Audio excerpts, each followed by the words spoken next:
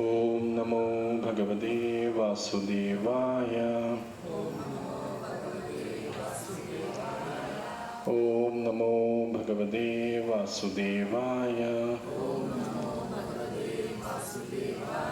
ഓം നമോ ഭഗവതേ വാസുദേവായ. നാരായണം നമസ്കൃത്യം നരം ചൈവ നരോത്തമം ദേവീം സരസ്വതീം വ്യാസം തതോ ജയമുദീരയേ. നഷ്ടപ്രായേഷു ഭദ്രേഷു നിത്യം ഭാഗവത സേവയാ. ഭഗവതീരുത്തമശ്ലോകേ ഭക്തിർഭവതി നൈഷ്ഠികീ. മൂകം കരോതി വാചാലം പങ്കും ലംഘയതേ ഗിരിം. യത്കൃപാതമഹം വന്ദേ ശ്രീഗുരുദീനതാരിണം ശ്രീചൈതന്യമീശ്വരം ശ്രീപരമാനന്ദമാധവം. ഭഗവത്ഗീത അധ്യായം 14 ശ്ലോകം 10.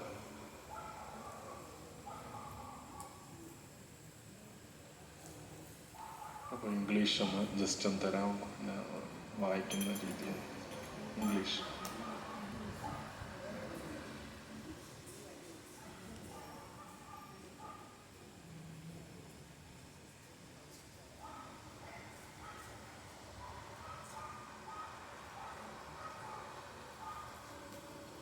ഭഗവത്ഗീത അധ്യായം 14 ശ്ലോകം 10. രജസ്തമശ്ചാഭിഭൂയ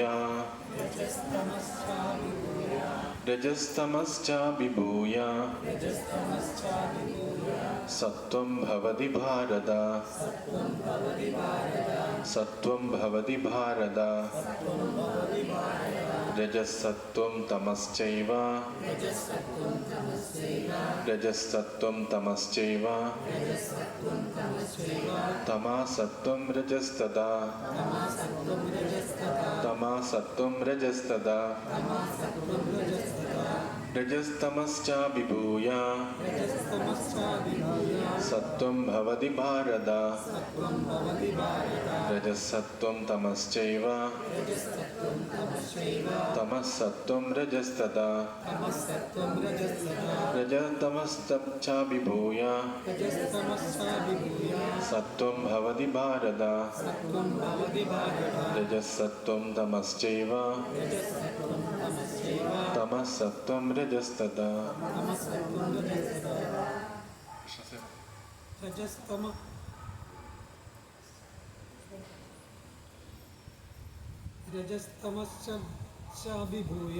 രജസ്തമശ്ചാഭിഭൂയ സത്വം ഭവതി ഭാരത.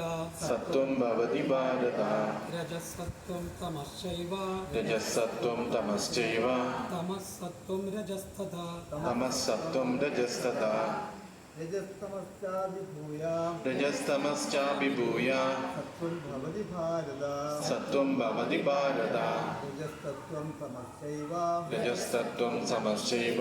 തമസത്വം രജസ്തഥാ. തമസത്വം രജസ്തദാ. രജസ്തമശ്ചാഭിഭൂയ സത്വം ഭവതി ഭാരത. രജസത്വം തമശ്ചൈവ. തമസത്വം രജസ്തദാ.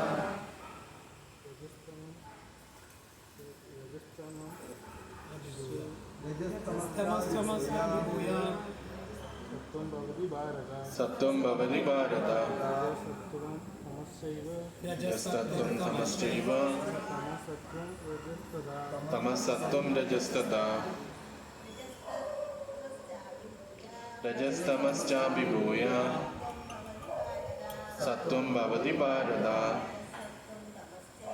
രജസത്വം തമശ്ചൈവ.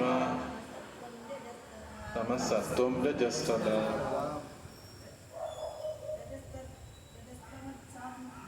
രജസ്തമശ്ചാഭിഭൂയ സത്വം ഭവതി ഭാരത. രജസത്വം തമശ്ചൈവ തമസത്വം രജസ്തഥാ. അഭിഭൂയ രജസ്തമസ്താഭിഭൂയ സത്വം ഭവതി ഭാരത.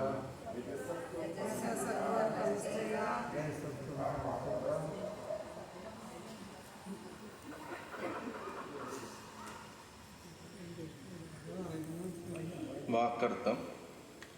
ഭാരത, ഭാരത ഹേ ഭാരത, ഹേ ഭാരത സത്വം സത്വം സത്വഗുണം, സത്വഗുണം രജ രജ രജോഗുണം, രജോഗുണം തമശ്ച തമശ്ച തമോ ഗുണത്തെയും തമോഗുണത്തെ അഭിഭൂയ അഭിഭൂയ അതിഭവിച്ചിട്ട് അതിഭവിച്ചിട്ട് അതിക്രമിച്ചിട്ട് ഭവതി ഭവതി ഭവിക്കുന്നു. രജ രജോഗുണം, സത്വം സത്വഗുണത്തെയും തമയേവച തമോ ഗുണത്തെയും അഭിഭൂയ ഭവതി അഭിഭൂയ ഭവതി അതിക്രമിച്ച് പ്രബലമാകുന്നു. തഥാ അപ്രകാരം തമ തമോ ഗുണം രജ രജസ്സിനെയും സത്വം സത്വം സത്വത്തെയും അഭൂയ ഭവതി അഭൂയ ഭവതി അതിക്രമിച്ച് പ്രബലമാകുന്നു. വിവർത്തനം ഭാവാർത്ഥം. കൃഷ്ണകൃപാമൂർത്തി AC ഭക്തിവേദാന്ത സ്വാമി ശീലപ്രഭുപാദ് കി ജയ്. വിവർത്തനം. അല്ലയോ ഭാരത, ചിലപ്പോൾ സത്വഗുണം രജസ് തമോ ഗുണങ്ങളെ തോൽപ്പിച്ചുകൊണ്ട് മുന്നേറും. ചിലപ്പോൾ രജസ് സത്വ തമോ ഗുണങ്ങളെ കീഴടക്കുന്നു. മറ്റു ചിലപ്പോൾ തമസ് സത്വ രജസ്സുകളെയും. ഈ വിധത്തിൽ എപ്പോഴും ആധിപത്യത്തിനുള്ള മത്സരം നിലനിൽക്കുന്നു. ഭാവാർത്ഥം. രജോ ഗുണം മുന്നിട്ട് നിൽക്കുമ്പോൾ സത്വ തമസ്സുകൾ പരാജയപ്പെടുന്നു. തമസ്സാണ് മുന്നിട്ട് നിൽക്കുന്നെങ്കിൽ രജസ് തമ ഗുണങ്ങൾക്കാണ് തോൽവി. സത്വഗുണം മുന്നിട്ട് നിൽക്കുമ്പോൾ രജസ് തമോ ഗുണങ്ങൾ പരാജയപ്പെടുന്നു. ഈ മത്സരം എപ്പോഴും തുടർന്നു പോരുകയാണ്. അതുകൊണ്ട് കൃഷ്ണാബോധത്തിൽ പുരോഗമിക്കാൻ ആഗ്രഹിക്കുന്നവർ ഈ 3 ഗുണങ്ങളെയും അതിക്രമിക്കണം. ഇവയൊന്നിൻ്റെ ആധിപത്യം ഒരാളുടെ എല്ലാ പ്രവർത്തനങ്ങളും പെരുമാറ്റങ്ങളും ആഹാര രീതികളിലൊക്കെ സ്പഷ്ടമായി കാണുക പതിവാണ്. അതിനെപ്പറ്റി ഇനിയുള്ള അധ്യായങ്ങൾ വിവരിക്കുന്നുണ്ട്. താല്പര്യപക്ഷം ആർക്കും പരിശീലനം കൊണ്ട് സത്വഗുണം വളർത്തി രജസ് തമസ്സുകളെ തോൽപ്പിക്കാം. രജോ ഗുണം വർദ്ധിപ്പിച്ച് സത്വതമസ്സുകളെ കീഴടക്കാനും തമോ ഗുണത്തിനെ പോഷിപ്പിച്ച് സത്വരജസ്സുകളെ നശിപ്പിക്കാനും സാധിക്കും. ഇങ്ങനെ ഭൗതിക പ്രകൃതിക്ക് 3 ഗുണങ്ങളുണ്ടെങ്കിലും സ്ഥിരനിശ്ചയമുള്ളവർക്ക് സത്വഗുണത്താൽ അനുഗ്രഹീതരാകാം. അതിനെയും അതിക്രമിച്ച് വാസുദേവ അവസ്ഥ എന്ന വിശുദ്ധ സത്വത്തിൽ എത്താം. ഇവിടെയാണ് ഒരാൾ ഈശ്വരശാസ്ത്ര അഭിജ്ഞനാകുന്നത്. ഒരു മനുഷ്യനിൽ ഏത് ഗുണമാണ് സ്വാധീനതയെന്ന് അയാളുടെ പ്രത്യേക പ്രവർത്തനങ്ങളിൽ നിന്ന് മനസ്സിലാക്കാം.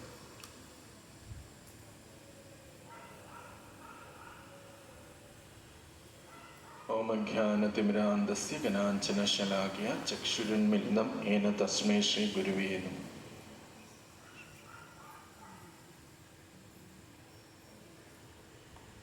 നമോ വിഷ്ണുപദായ കൃഷ്ണകൃഷ്ണായ ബോധലേ ശ്രീമതേ ഭക്തിവേദാന്ത സ്വാമിനിതി നാമിനെ. നമസ്തേ സാരസ്വതി ദേവേ ഗൗരവാണി പ്രചാരിണേ നിർവിശേഷ ശൂന്യവാദി പാശ്ചാത്യദേശകാരിണി. വാഞ്ചാകൽപതരൂപശ്യ കൃപാസിന്ധുഭ്യേവ ച പതീതാനാം പാവനേഭ്യോ വൈഷ്ണവേഭ്യോ നമോ നമഃ. അനന്തകോടി വൈഷ്ണവവൃന്ദ കീ ജയ്.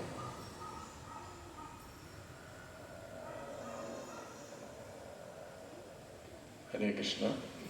നമ്മളിന്ന് ഇന്ന് വായിക്കുന്നത് 14-ാം അധ്യായത്തിലെ 10-ാം ശ്ലോകമാണ്. ഇതിൽ ഈ ഭൗതിക ലോകത്തിൽ 3 ഗുണങ്ങളുണ്ട് എന്ന് നമുക്ക് നേരത്തെ പറഞ്ഞു തന്നിരുന്നു. സത്വഗുണം, രജോ ഗുണം, തമോ ഗുണം. 3 ഗുണങ്ങളെന്ന് പറഞ്ഞാൽ 3 കയറുകൾ പോലെയാണ്.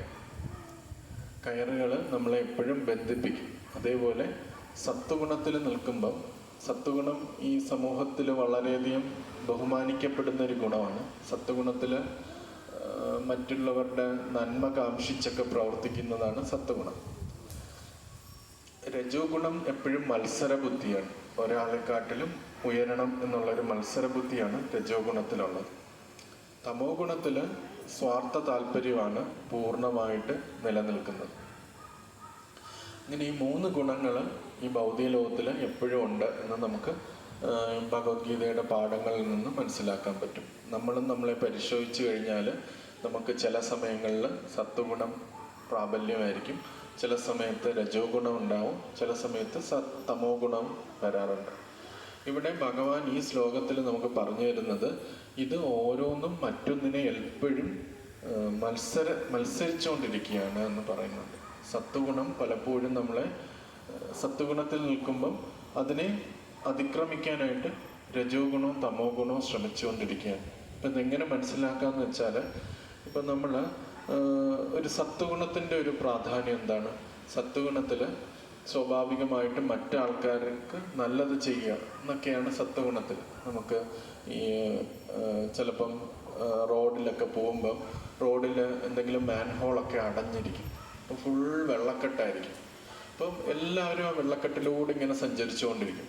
ഇപ്പം ഒരാൾ മാത്രം വന്നിട്ട് ആ മാൻഹോൾ തുറന്ന് അതിൽ അഴുക്കൊക്കെ മാറ്റും. അപ്പം ചിലപ്പോൾ ആ വെള്ളമൊക്കെ അങ്ങ് പോകും, എല്ലാവർക്കും സുഗമമായിട്ട് സഞ്ചരിക്കാൻ പറ്റും. അതാണ് ഒരു സത്വഗുണത്തിൻ്റെ ഉദാഹരണം. ഇപ്പം ഒരാൾ വീട്ടിൻ്റെ മുമ്പിൽ കുറച്ച് സ്ഥലമുണ്ട്, ശരി ഞാൻ ഒരു തൈ നടാം, അതിനകത്ത് വെള്ളം ഒഴിക്കാം, അത് നാളെ ഈ റോഡിലൂടെ വരുന്നവർക്കെല്ലാം തണൽ കിട്ടും എന്ന ഉദ്ദേശത്തിൽ ഒരാൾ ചെയ്യുന്നു. അപ്പം അതും സത്വഗുണത്തിൻ്റെ ലക്ഷണങ്ങളാണ്.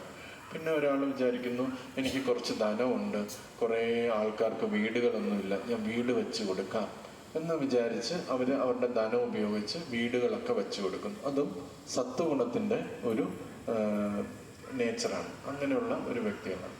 പിന്നെ രജോ ഗുണത്തിൽ വരുമ്പോൾ എന്താ സംഭവിക്കുക? രജോ ഗുണത്തിൽ എപ്പോഴും ഒരു പൊസസീവ് നേച്ചർ എപ്പോഴും ഉണ്ടാവും. എൻ്റേത് എന്നുള്ള ഒരു ഇതുണ്ടാവും. എൻ്റേത് എനിക്ക് വേണം.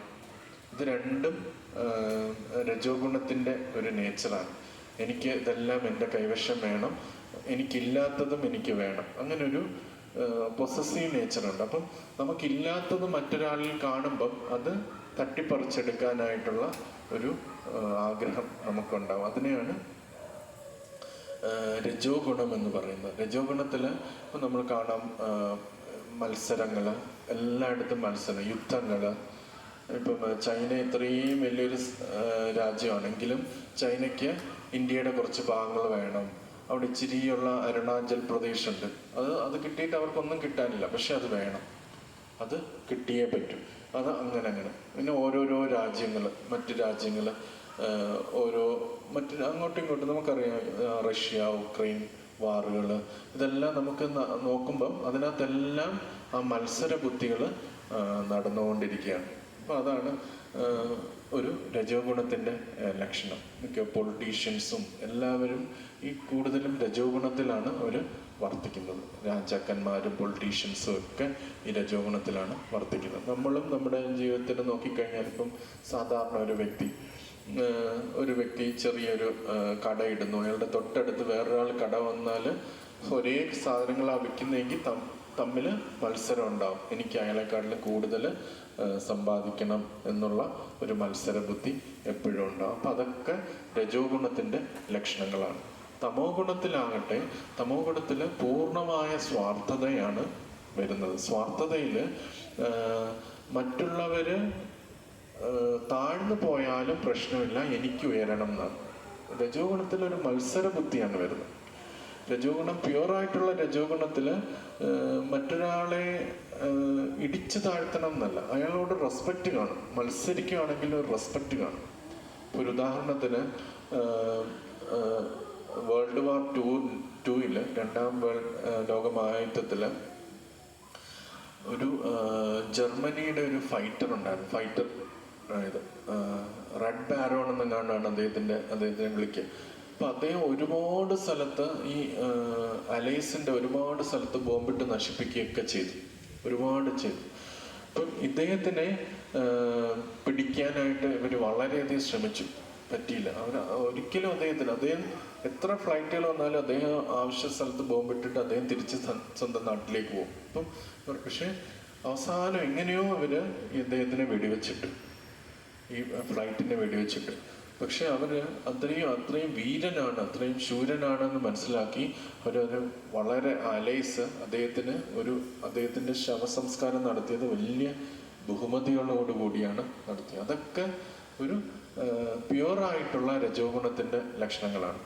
പക്ഷെ തമോ ഗുണത്തിൽ വരുമ്പം എപ്പോഴും കൂടുതലായിട്ട് പൂർണ്ണമായ സ്വാർത്ഥതയിലാണ് വരുന്നത്. മറ്റുള്ളവർക്ക് എന്ത് കിട്ടും എന്നൊന്നും അതിനകത്തൊരു ഇതും നോക്കുന്നില്ല. തൻ്റെ സ്വാർത്ഥത മാത്രമാണ് അതിനകത്ത് വരുന്നത്. അതില് തൻ്റെ സ്വാർത്ഥതയ്ക്ക് വേണ്ടി തൻ്റെ ശരീരത്തിനെ നശിപ്പിക്കാൻ കൂടി അവർക്ക് പ്രശ്നമില്ല. അതിനാണ് ഈ മദ്യത്തിനും മയക്കുമരുന്നിനും ഒക്കെ ആൾക്കാർ അടിമപ്പെടുന്നത്. അവർക്ക് ഒരു എൻജോയ്മെന്റ് കിട്ടണം. അതിന് അവരെ സഹായിക്കുന്നവരുടെ ശരീരം എങ്ങനെയായാലും അവർക്ക് കുഴപ്പമില്ല എന്നുള്ള രീതിയിലാണ്. അത്രയും സ്വാർത്ഥ ചിന്താഗതി കൊണ്ടാണ് തമോ ഗുണത്തിൽ വർത്തിക്കുന്നത്. അങ്ങനെയുള്ളവർ മറ്റുള്ളവരെ കൊല്ലാനോ മറ്റുള്ളവർക്കെതിരെ ഏഷണി പറയാനോ മറ്റുള്ളവരെ കുറിച്ച് പരദൂഷണം പറയാനോ ഒക്കെ വളരെയധികം വ്യഗ്രതയുള്ളവരായിരിക്കും. കാരണം അവര് താഴ്ന്നു പോകണം, ഞാൻ ഉയർന്നു വരണം എന്നതാണ് തമോ ഗുണത്തിന്റെ ലക്ഷണം. അപ്പൊ ഇതൊക്കെ നമ്മൾ പറയുമ്പം നമ്മൾ സത്വഗുണത്തിലാണ്, മറ്റുള്ളവരൊക്കെ രജോ ഗുണത്തിലും തമോ ഗുണത്തിലുമാണ് എന്ന് നമ്മൾ തെറ്റിദ്ധരിക്കരുത്. നമുക്കും ഈ ഗുണങ്ങളെല്ലാം ഉണ്ട്. അത് ഏറ്റക്കുറച്ചിലുകൾ അനുസരിച്ചിരിക്കും. ചില സമയങ്ങളിൽ നമ്മളിൽ സത്വഗുണം പ്രാബല്യമായിരിക്കും, നമുക്ക് നല്ല നല്ല കാര്യങ്ങൾ ചെയ്യാൻ. ചില സമയത്ത് നമുക്ക് ഭയങ്കര മത്സര ബുദ്ധിയായിരിക്കും. ചില സമയത്ത് നമുക്ക് അനിയന്ത്രിതമായ സ്വാർത്ഥതയായിരിക്കും, മറ്റുള്ളവർക്ക് താന്നു പോകണം എന്നുള്ള. അപ്പൊ ഈ ഭൗതിക ലോകത്തില് ഈ 3 ഗുണങ്ങൾ എപ്പോഴും പരസ്പരം മത്സരിച്ചുകൊണ്ടിരിക്കുകയാണ്. അതുകൊണ്ട് ഒരു വ്യക്തിയും പ്യുവറായിട്ട് സത്വഗുണത്തിലോ ഒരു വ്യക്തിയും പ്യുവറായിട്ട് രജോ ഗുണത്തിലോ തമോ ഗുണത്തിലോ ഇല്ല. എല്ലാത്തിനും ഏറ്റക്കുറച്ചിലുണ്ട്. ഇപ്പൊ സത്വഗുണത്തിലുള്ള ഒരു വ്യക്തിക്കും രജോ ഗുണത്തിന്റെ സ്വാധീനം ഉണ്ടാവും. അപ്പൊ ഞാൻ ആദ്യം പറഞ്ഞ ഉദാഹരണത്തിലേക്ക് നോക്കിക്കഴിഞ്ഞാൽ നമുക്ക് ഒരാളെ എല്ലായിടത്തും മരങ്ങൾ വെച്ച് പിടിപ്പിക്കുന്നു. മരങ്ങൾ വെച്ച് പിടിപ്പിക്കുന്നത് എന്തിനാണ്? ഇവിടെ വരുന്ന ആൾക്കാർക്ക് തണല് കിട്ടാനാണ്. അപ്പൊ അയാൾ വിചാരിക്കും ഈ തിരുവനന്തപുരം സിറ്റിയിൽ ഏറ്റവും അധികം മരങ്ങൾ വെച്ച് പിടിപ്പിച്ചത് ഞാനാണ്. അയാൾ സ്വാഭാവികമായിട്ട് വിചാരിക്കും, ചെറിയൊരു അഹങ്കാരം അവിടെ വന്നു, ഞാനാണ് ഇവിടെ ഏറ്റവും അധികം മരങ്ങൾ വെച്ച് പിടിപ്പിച്ചത്. സ്വാഭാവികമായിട്ട് അയാൾ ഹൈദരാബാദ് സിറ്റി നോക്കിയപ്പം ഞാൻ 100 മരങ്ങൾ തിരുവനന്തപുരം സിറ്റിയിൽ ഞാൻ വെച്ച് പിടിപ്പിച്ചു. ഹൈദരാബാദ് സിറ്റിയിൽ ഒരാൾ 1000 മരങ്ങൾ വെച്ചു. എനിക്ക് അയാളെ തോപ്പിക്കണം, അയാളെക്കാട്ടിലും കൂടുതലാണ്. അവിടെ സത്വഗുണത്തിലാണ് നിൽക്കുന്നതെങ്കിലും സെൽഫ്ലെസ് ആയിട്ട് സർവീസ് ചെയ്യുകയാണെങ്കിലും ഈശ്വരനുമായിട്ടുള്ള റിലേഷൻഷിപ്പ് ഇല്ലാത്തത് കൊണ്ട് പരസ്പരം മത്സരത്തിലേക്ക് അവർ കടന്നു വരും. അപ്പൊ അതുകൊണ്ട് നമ്മൾ ഈ ത്രിഗുണങ്ങളും എപ്പോഴും അത് ഇൻഡിപെൻഡന്റ് ആയിട്ട് നിൽക്കുമ്പോഴും പരസ്പരം മത്സരവും പരസ്പരം ഒന്നൊന്നിനെ അതിക്രമിക്കാനും എപ്പോഴും വന്നുകൊണ്ടിരിക്കും. അതുകൊണ്ട് ത്രിഗുണത്തിൽ സത്വഗുണത്തിൽ നിന്നുകൊണ്ട് ഞാൻ എപ്പോഴും സത്വഗുണത്തിൽ ഇരിക്കാമെന്ന് വിചാരിക്കാൻ പറ്റത്തില്ല. നമ്മൾ രജോ ഗുണത്തിലും തമോ ഗുണത്തിലും ആയിപ്പോവും. അതാണ് പലപ്പോഴും നമ്മൾ ചിലപ്പം ഈ ഡൊണാൾഡ് ട്രംപിനെയൊക്കെ വെടിവെച്ച ആളൊക്കെ ഉണ്ടല്ലോ, അയാളൊക്കെ അയാളുടെ ആ പീരീഡില് അയാള് നല്ല കാര്യങ്ങളൊക്കെ ചെയ്ത വ്യക്തികളായിരിക്കാം. പക്ഷെ ഒരു നിമിഷത്തില് അയാൾക്ക് ചിലപ്പം സത്വഗുണത്തിന്റെ തമോ ഗുണത്തിന്റെ രജോ ഗുണത്തിന്റെ സ്വാധീനം വന്നിട്ട് അയാൾ ഇങ്ങനത്തെ പ്രവൃത്തികൾ ചെയ്യും. ചിലപ്പോൾ നല്ല കുട്ടികളായിരിക്കും, അവര് നല്ലപോലെ എന്തെങ്കിലും സ്കൂളിൽ എന്തെങ്കിലും പ്രശ്നം വരുമ്പോൾ അവരുടെ അച്ഛൻ്റെ തോക്കെടുത്തിട്ട് അവര് എല്ലാ യൂണിവേഴ്സിറ്റിയിലൊക്കെ ഇത് ചെയ്തുകൊണ്ടിരിക്കും. അതുകൊണ്ട് നമ്മൾ ഈ 3 ഗുണങ്ങൾ ഈ ഭൗതിക ലോകത്തിൽ എപ്പോഴും ഉണ്ട്. അത് തമ്മിൽ മത്സരമാണ്. അതുകൊണ്ട് ഞാൻ എപ്പോഴും സത്വഗുണത്തിലിരിക്കാമെന്നോ ഞാനെപ്പോഴും രജോ ഗുണത്തിലിരിക്കാമെന്നോ തമോ ഗുണത്തിലിരിക്കാമെന്നോ വിചാരിക്കാൻ പറ്റില്ല. അത് അതിക്രമിച്ചുകൊണ്ടിരിക്കും. അതുകൊണ്ടാണ് ഭഗവാൻ ഇവിടെ പറയുന്നത് ഈ 3 ഗുണത്തിനെ അതിക്രമിക്കണം എന്നാണ് പറയുന്നത്. ഭഗവാൻ ഇവിടെ നമ്മളോട് സത്വഗുണത്തിൽ നിൽക്കാനും പറയുന്നില്ല, അതിനെ അതിക്രമിക്കാനാണ് പറയുന്നത്. ഭഗവാൻ പറയാണ്, ഇതിന്റെ പർപ്പോട്ടിൽ പ്രഭുപാദ് പറയാണ്, അവിടെ നമുക്ക് ഇതിനെ അതിക്രമിച്ച് വരാനാണ് പറയുന്നത്. അപ്പൊ നമ്മള് വിശുദ്ധ സത്വാവസ്ഥയിലേക്ക് വരണം എന്നാണ് പറയുന്നത്. അവിടെ ഈ മത്സരബുദ്ധിയും ഈ സ്വാർത്ഥതയും ഈ അഹംഭാവവും ഇല്ല. സത്വഗുണത്തിനെ ബന്ധിപ്പിക്കുന്നത് അഹംഭാവമാണ്. ഞാൻ എവിടെ ഇരിക്കുന്നു, ഞാൻ ഉയർന്ന സ്ഥലത്തിരിക്കുന്നു, നിങ്ങളൊക്കെ കുറച്ച് താഴെ ഇരിക്കുന്നു, അതുകൊണ്ട് ഞാൻ നിങ്ങളെക്കാട്ടിലും ഉയർന്ന വ്യക്തിയാണ്, എനിക്ക് നിങ്ങളെക്കാട്ടിലും അറിവുണ്ട്. അത് ഒരു അഹംഭാവമാണ്. അപ്പൊ എന്നിൽ അത് വന്നു കഴിഞ്ഞാൽ അത് സ്വാഭാവികമായിട്ട് അഹംഭാവമാണ്. അതെന്നെ ബന്ധിപ്പിക്കുക തന്നെ ചെയ്യും. ഇവിടെ ഇരിക്കുന്നവര് ഞാൻ കൂടുതൽ ശ്രദ്ധിക്കുന്നു, മറ്റേ ആൾ ശ്രദ്ധിക്കുന്നില്ല എന്ന് പറയുമ്പോൾ അവിടെ രജോ ഗുണത്തിന്റെ സ്വാധീനതയിലേക്ക് വരുന്നു. ഇത് ഈ ക്ലാസ് എങ്ങനെയും തീർന്നാൽ മതി എന്ന് ആഗ്രഹിക്കുമ്പം അത് തമോ ഗുണത്തിന്റെ സ്വാധീനമില്ല. നമ്മളെല്ലാം ആത്മീയ ജീവിതമാണ് പരിശീലിക്കുന്നതെങ്കിൽ പോലും നമ്മൾ എല്ലാവരിലും ഈ സത്വഗുണം രജോ ഗുണം തമോ ഗുണത്തിന്റെ സ്വാധീനം ഇങ്ങനെ അതിൻ്റെ പെട്ട് നമ്മളിങ്ങനെ കിടന്നുകൊണ്ടിരിക്കുകയാണ്. അതുകൊണ്ട് അതിൽ നിന്ന് നമുക്ക് അതിക്രമിക്കാൻ ഒരേ ഒരു വഴിയേ ഉള്ളൂ, ഈശ്വരൻ്റെ പാദങ്ങളിൽ അഭയം തേടുക എന്നുള്ളത്. അത് ചെയ്താൽ മാത്രമേ നമുക്ക് ഈ സത്വഗുണം, രജോഗുണം, തമോ ഗുണത്തെ അതിക്രമിക്കാൻ പറ്റും. നമുക്ക് ഒരു ഉദാഹരണത്തിന് ഇവിടെ നമ്മൾ ഈ ക്ലാസ് തുടങ്ങുന്നതിന് മുമ്പ് കീർത്തനം ഉണ്ടായിരുന്നു. കുറേ പേര് കീർത്തനം കഴിഞ്ഞിട്ടാണ് വന്നത്, എങ്കിലും കീർത്തനം കഴിഞ്ഞിട്ടാണ് ഈ ക്ലാസ് തുടങ്ങിയത്. അപ്പം ഈ കീർത്തനത്തിൽ കൃഷ്ണസേവപ്രഭു പാടുന്നു, നമ്മൾ ഏറ്റുപാടുന്നു. അപ്പം അവിടെ കൃഷ്ണസേവപ്രഭു ഭഗവാനെ കുറിച്ച് പാടുകയാണ്, ഭഗവാനെ ഗ്ലോറിഫൈ ചെയ്ത് പാടുകയാണ്. അപ്പം നമ്മൾ അദ്ദേഹത്തിൻ്റെ ഒരു സഹോദരൻ എന്ന പോലെ അദ്ദേഹത്തിൻ്റെ കൂടെ ഇരുന്ന് നമ്മുടെ രണ്ടുപേരുടെയും അച്ഛനായിട്ടുള്ള ഭഗവാനെ ഗ്ലോറിഫൈ ചെയ്യാണ്. അവിടെ മത്സരബുദ്ധി സ്വാഭാവികമായിട്ട് ഇല്ലാതായിത്തീരും. അതുകൊണ്ടാണ് ചൈതന്യ മഹാപ്രഭു ഈ കലിയുഗത്തില് ഏറ്റവും ഉചിതമായ ആത്മസാക്ഷാത്കാരത്തിനുള്ള മാർഗം ഹരിനാമ സങ്കീർത്തനമാണെന്ന് പറഞ്ഞത്. അവിടെ എല്ലാവരും ഒരു കുടുംബമായിട്ട് അവരുടെ എല്ലാം അച്ഛനായിട്ടുള്ള ഭഗവാനെ ആരാധിക്കുകയാണ് ചെയ്യുന്നത്. അവിടെ മത്സരബുദ്ധിയില്ല, അഹംഭാവം വരുന്നില്ല, സ്വാർത്ഥഗതി വരുന്നില്ല. പക്ഷെ നമ്മൾ പലപ്പോഴും അതിൽ പങ്കെടുക്കണം, ആ ഇമോഷനിലേക്ക് വരണം. ഇപ്പം പലപ്പോഴും പ്രഭുവിനും പലപ്പോഴും വിഷമം വരാറുണ്ട്. പ്രഭു ഒറ്റയ്ക്ക് കീർത്തനം ചെയ്യുമ്പോൾ ആരും കൂടെ കീർത്തനം ചെയ്യാൻ വരുമ്പോൾ അത് നമുക്ക് മനസ്സിലാവും. ചിലപ്പോൾ നമ്മൾ ഈ ഒരുപാട് തിരക്കിനിടയിൽ അതങ്ങ് മറന്നുപോകും. അദ്ദേഹത്തിൻ്റെ ജോലി ചെയ്യുന്നു എന്നുള്ള രീതിയിൽ. ഒരു മിനിറ്റ് പോകും.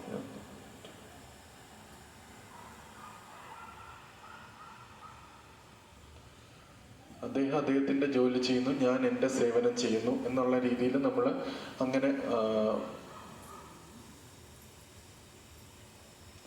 അങ്ങനെ ആയിപ്പോകും. അപ്പൊ അങ്ങനെ ആവരുത്, ആ ഇമോഷനിലേക്ക് വരണം. അദ്ദേഹം ചെയ്യുന്നത് ഭഗവാനെ പ്രകീർത്തിക്കുകയാണ് ചെയ്യുന്നത്, നമ്മളും അതിലേക്ക് വരികയാണ് ചെയ്യുന്നത്. ഇപ്പം അനന്തസുബ്രഹ്മണ്യ പ്രഭു വിചാരിക്കുകയാണ്, എൻ്റെ ജോലി, ഞാനിവിടെ വന്ന് സൂം വയ്ക്കുക, അതാണ് എൻ്റെ ജോലി, എനിക്ക് മറ്റൊരു ജോലിയില്ല, ഞാൻ ജസ്റ്റ് ഇത് ചെയ്യാം. അങ്ങനെ ആവരുത്. ഇത് ഭഗവാനെ ഇഷ്ടപ്പെടാനുള്ള ഒരു മാർഗമാണ്.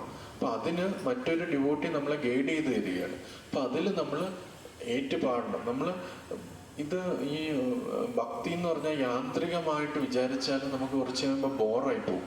ഞാൻ എൻ്റെ ജോലി, ഞാൻ ക്ലാസ് എടുക്കുന്നു, ഞാൻ എൻ്റെ ജോലി ഞാൻ കേൾക്കുന്നു, ഞാൻ എൻ്റെ ജോലി ഞാൻ സൂം വയ്ക്കുന്നു, ഞാൻ എൻ്റെ ജോലി കുക്ക് ചെയ്യുന്നു. അങ്ങനെയല്ല. ഇതെല്ലാം നമ്മുടെ എല്ലാ സ്രോതസ്സായ ഭഗവാനെ സേവിക്കാനായിട്ട് ഉള്ള അവസരങ്ങളാണ്.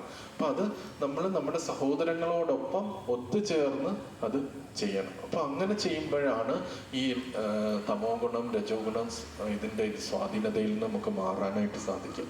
അല്ലാതെ അവിടെയും നമ്മൾ സ്വാർത്ഥ വിചാരിച്ച അദ്ദേഹം പാടുന്നു, എനിക്ക് അദ്ദേഹത്തിനെക്കാട്ടിലും കൂടുതൽ പാടാൻ അറിയണം, അല്ലെങ്കിൽ അദ്ദേഹത്തിന് നല്ലപോലെ അത്രയും അറിയത്തില്ല, എനിക്ക് കൂടുതൽ അറിയാം.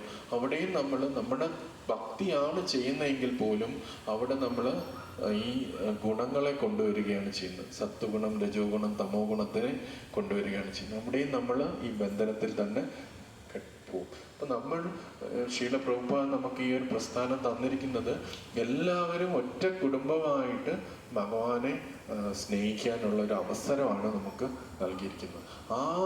ആ ഒരു മൂഡ് ശീല പ്രഭുപാദ് എന്ത് മൂഡിലാണ് നമുക്ക് തന്നിട്ടുള്ളത്, ആ മൂഡ് നമ്മൾ എടുക്കുമ്പോൾ മാത്രമേ അതിൽ നിന്ന് ഈ നമ്മുടെ ഹൃദയത്തിലുള്ള സത്വം, തമസ്, രജസ്സുകളിൽ നിന്ന് നമുക്ക് മോചനം കിട്ടുകയുള്ളൂ. അല്ലാതെ ഇപ്പം ഭഗവാനുണ്ട്, ഭഗവാന്റെ അംശങ്ങളാണ് നമ്മളെല്ലാം. ഭഗവാന്റെ അംശങ്ങളാണ് നമ്മളെല്ലാം. ഭഗവാന്റെ അംശങ്ങളായതുകൊണ്ട് നമ്മളെല്ലാം ഒരു കുടുംബത്തിലെയാണ്. ആ ഒരു കുടുംബ ഫീലിങ്ങോട് കൂടി വേണം നമ്മൾ ഭഗവാനെ ആരാധിക്കാൻ. നമ്മളെല്ലാവരും നമ്മുടെ ഒരേ വ്യക്തിയായിട്ടുള്ള ഭഗവാനെ സ്നേഹിക്കുകയാണ് ചെയ്യുന്നത് എന്നുള്ള ഇതിലേക്ക് വരുമ്പോഴാണ് നമുക്ക് ഇതിൽ നിന്ന് മോചനം കിട്ടുക. അല്ലെങ്കിൽ നമുക്ക് തൃപ്തി വരത്തില്ല.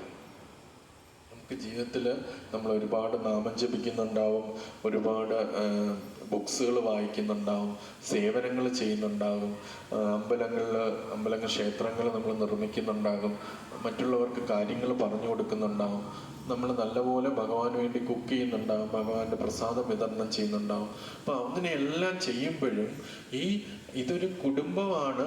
ഇത് എല്ലാവരും ഒത്തൊരുമിച്ച് ഭഗവാനെ സന്തോഷിപ്പിക്കാനാണ് ശ്രമിക്കുന്നത്. അതാണ് ഈ സേവനം നടക്കുന്നത്.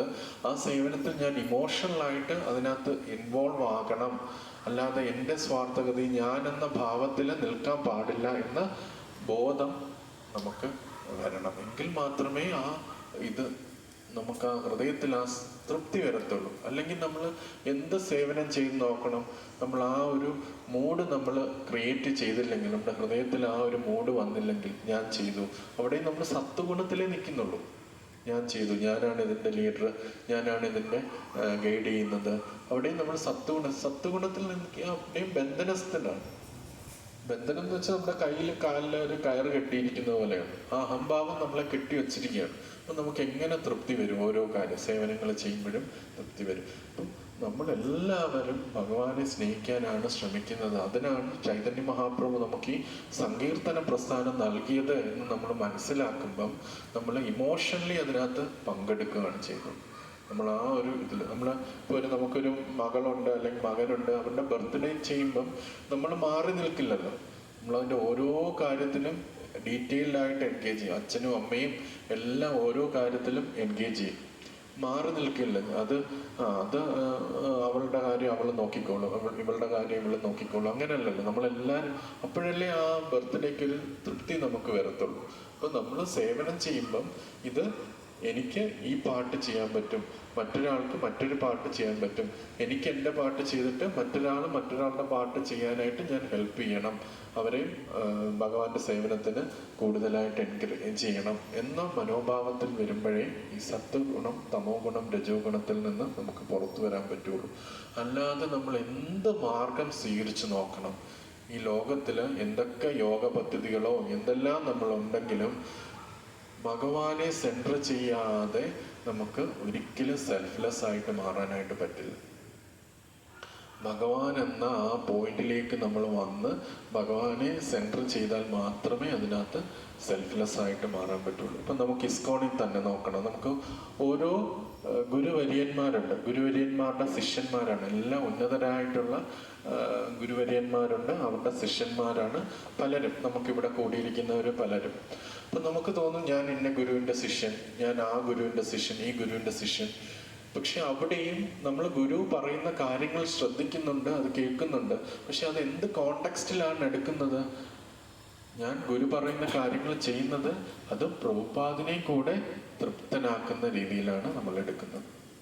അപ്പം ഞാൻ എൻ്റെ ഗുരു ഇങ്ങനെ പറയുന്നുണ്ട്, അതുകൊണ്ട് ഞാൻ ഗുരുക്കന്മാരെപ്പോഴും എല്ലാവരെയും ഒത്തൊരുമിച്ച് ഭഗവാന്റെ സേവനത്തിലാണ് നിൽക്കുന്നത്. പക്ഷെ നമ്മൾ ചിലപ്പോൾ ഗുരുക്കന്മാരുടെ വാക്കുകൾ എടുക്കുന്നത് തെറ്റായ രീതിയിലായിരിക്കും. ഇപ്പൊ പരസ്പരം അങ്ങോട്ടും ഇങ്ങോട്ടും നമ്മൾ ചിലപ്പം അങ്ങോട്ടും ഇങ്ങോട്ടും ഇതുണ്ടാവും. പക്ഷെ അപ്പം നമുക്ക് എങ്ങനെ മനസ്സിലാക്കാൻ പറ്റും നമുക്ക് ശരിയായ രീതിയിലാണ് നമ്മൾ സർവീസ് ചെയ്യുന്നത്? ഞാൻ ഇന്ന ഗുരുവിൽ നിന്ന് നിർദ്ദേശം എടുക്കുന്നു, മറ്റൊരാൾ മറ്റൊരു ഗുരുവിൻ്റെ നിർദ്ദേശം എടുക്കുന്നു.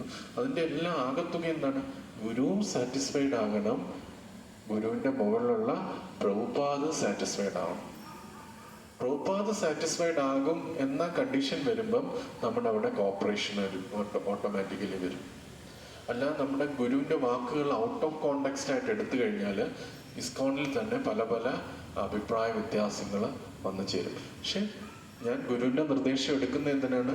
ഞാൻ അദ്ദേഹത്തിൻ്റെ ഗുരുവായ പ്രഭുപാദിനെ സാറ്റിസ്ഫൈ ചെയ്യാൻ വേണ്ടി.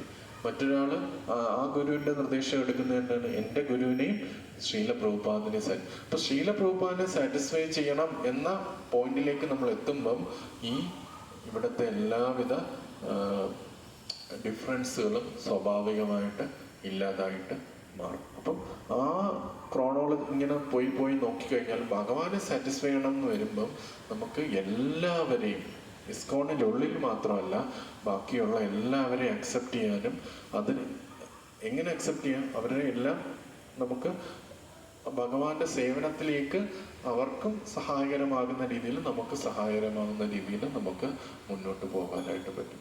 ആ ഒരു പോയിന്റിൽ എത്തിയാൽ മാത്രമേ നമുക്ക് ഈ നമ്മുടെ ഹൃദയത്തിലുള്ള അഹംഭാവവും മത്സരബുദ്ധിയും അസൂയയും ഇല്ലാതാവും. സത്വഗുണം അഹംഭാവത്തിനെ കൊണ്ട് ബന്ധിക്കപ്പെടുന്നു, രജോ ഗുണം അസൂയ കൊണ്ട് മത്സരബുദ്ധി കൊണ്ട് ബന്ധിക്കപ്പെടുന്നു, തമോ ഗുണം അസൂയ കൊണ്ടാണ് നമ്മളെ ബന്ധിപ്പിക്കുന്നത്. ഈ അസൂയയും അഹംഭാവവും മത്സരബുദ്ധിയും നമുക്ക് മാറി നമുക്ക് ഭഗവാനെ പരിശുദ്ധമായിട്ട് സ്നേഹിക്കുകയും അങ്ങനെ സ്നേഹിക്കുമ്പോൾ മാത്രമേ സംസിദ്ധിർ ഹരിതോഷണം, ആ ഭഗവാന്റെ തൃപ്തിയിലാണ് യഥാർത്ഥത്തിൽ സംസിദ്ധിർ, പൂർണ്ണമായ സാറ്റിസ്ഫാക്ഷൻ ഒരു വ്യക്തിക്ക് വരുന്നത്. അപ്പം നമ്മളെല്ലാവരും ഈ പാതയിൽ മുന്നോട്ട് പോയിക്കൊണ്ടിരിക്കുന്നവരാണ്. അപ്പം നമ്മൾ ആ ഒരു ഫുൾ പിക്ചറും കൂടെ എടുത്ത് വേണം ചെയ്യാൻ. ഞാൻ ഇങ്ങനെ ചെയ്യുന്നു, ഞാൻ ഇസ്കോൺ ഡിവോട്ടിയാണ്, ഞാൻ ഈ പ്രവൃത്തി ചെയ്യുന്നു, ഞാൻ ഗുരു പറയുന്ന അനുസരിച്ച് ചെയ്യുന്നു. അപ്പം ചിലപ്പം നമ്മൾ ഇൻഡിഫറൻ്റ് ആയിട്ട് മറ്റൊരാളോട് പെരുമാറിയെന്നിരിക്കും. പക്ഷെ അങ്ങനെ അത് ചിലപ്പം ഭഗവാൻ ഇഷ്ടപ്പെടുമോ, ഞാൻ അങ്ങനെ ചെയ്താൽ ഭഗവാൻ ഇഷ്ടപ്പെടുമോ, ഭഗവാന് തൃപ്തിയാകുമോ എന്ന് നോക്കി നമ്മൾ അതനുസരിച്ച് ക്രോഡീകരിച്ച് മുന്നോട്ട് പോകണം. അപ്പം ഭഗവാന്റെ തൃപ്തിയാണ് സെന്റർ വച്ചു കഴിഞ്ഞാൽ സ്വാഭാവികമായിട്ട് നമുക്ക് ഈ 3 ഗുണങ്ങളെയും അതിക്രമിച്ച് വരാനായിട്ട് പറ്റും. അതാണ് ഈ ശ്ലോകത്തിൻ്റെ മീനിങ് ആണ്. ഭഗവാൻ മറ്റൊരു ശ്ലോകത്തിൽ പറയുന്നത് ത്രൈഗുണ്യ വിഷയാൻ വേദ നിസ്ത്രൈഗുണ്യ ഭവാർജുന. വേദങ്ങളിൽ 3 ഗുണങ്ങളെ കുറിച്ചാണ് പറയുന്നത്, അതിനെ അതിക്രമിക്കുക. മറ്റൊരു ശ്ലോകം എന്താ പോകുന്നത്? പ്രകൃതി ദേവിഹേഷു ഗുണമയി മമ മായാ ദുരത്തയ മാമേവയെ പ്രവത്യന്തേ മായാമേതം തരന്തിതെ. ദേവിഹേഷു ഗുണമയി മമ മായാ ദുരത്തയ. ത്രിഗുണങ്ങൾ ജയിക്കാൻ വളരെ ബുദ്ധിമുട്ടാണ്. അത് ഭഗവാന്റെ ശക്തിയാണ് ത്രിഗുണങ്ങൾ. അപ്പൊ ഭഗവാൻ തന്നെ നമ്മൾക്ക് പറഞ്ഞു തരികയാണ് അത് ജയിക്കാൻ വളരെ ബുദ്ധിമുട്ടാണ്.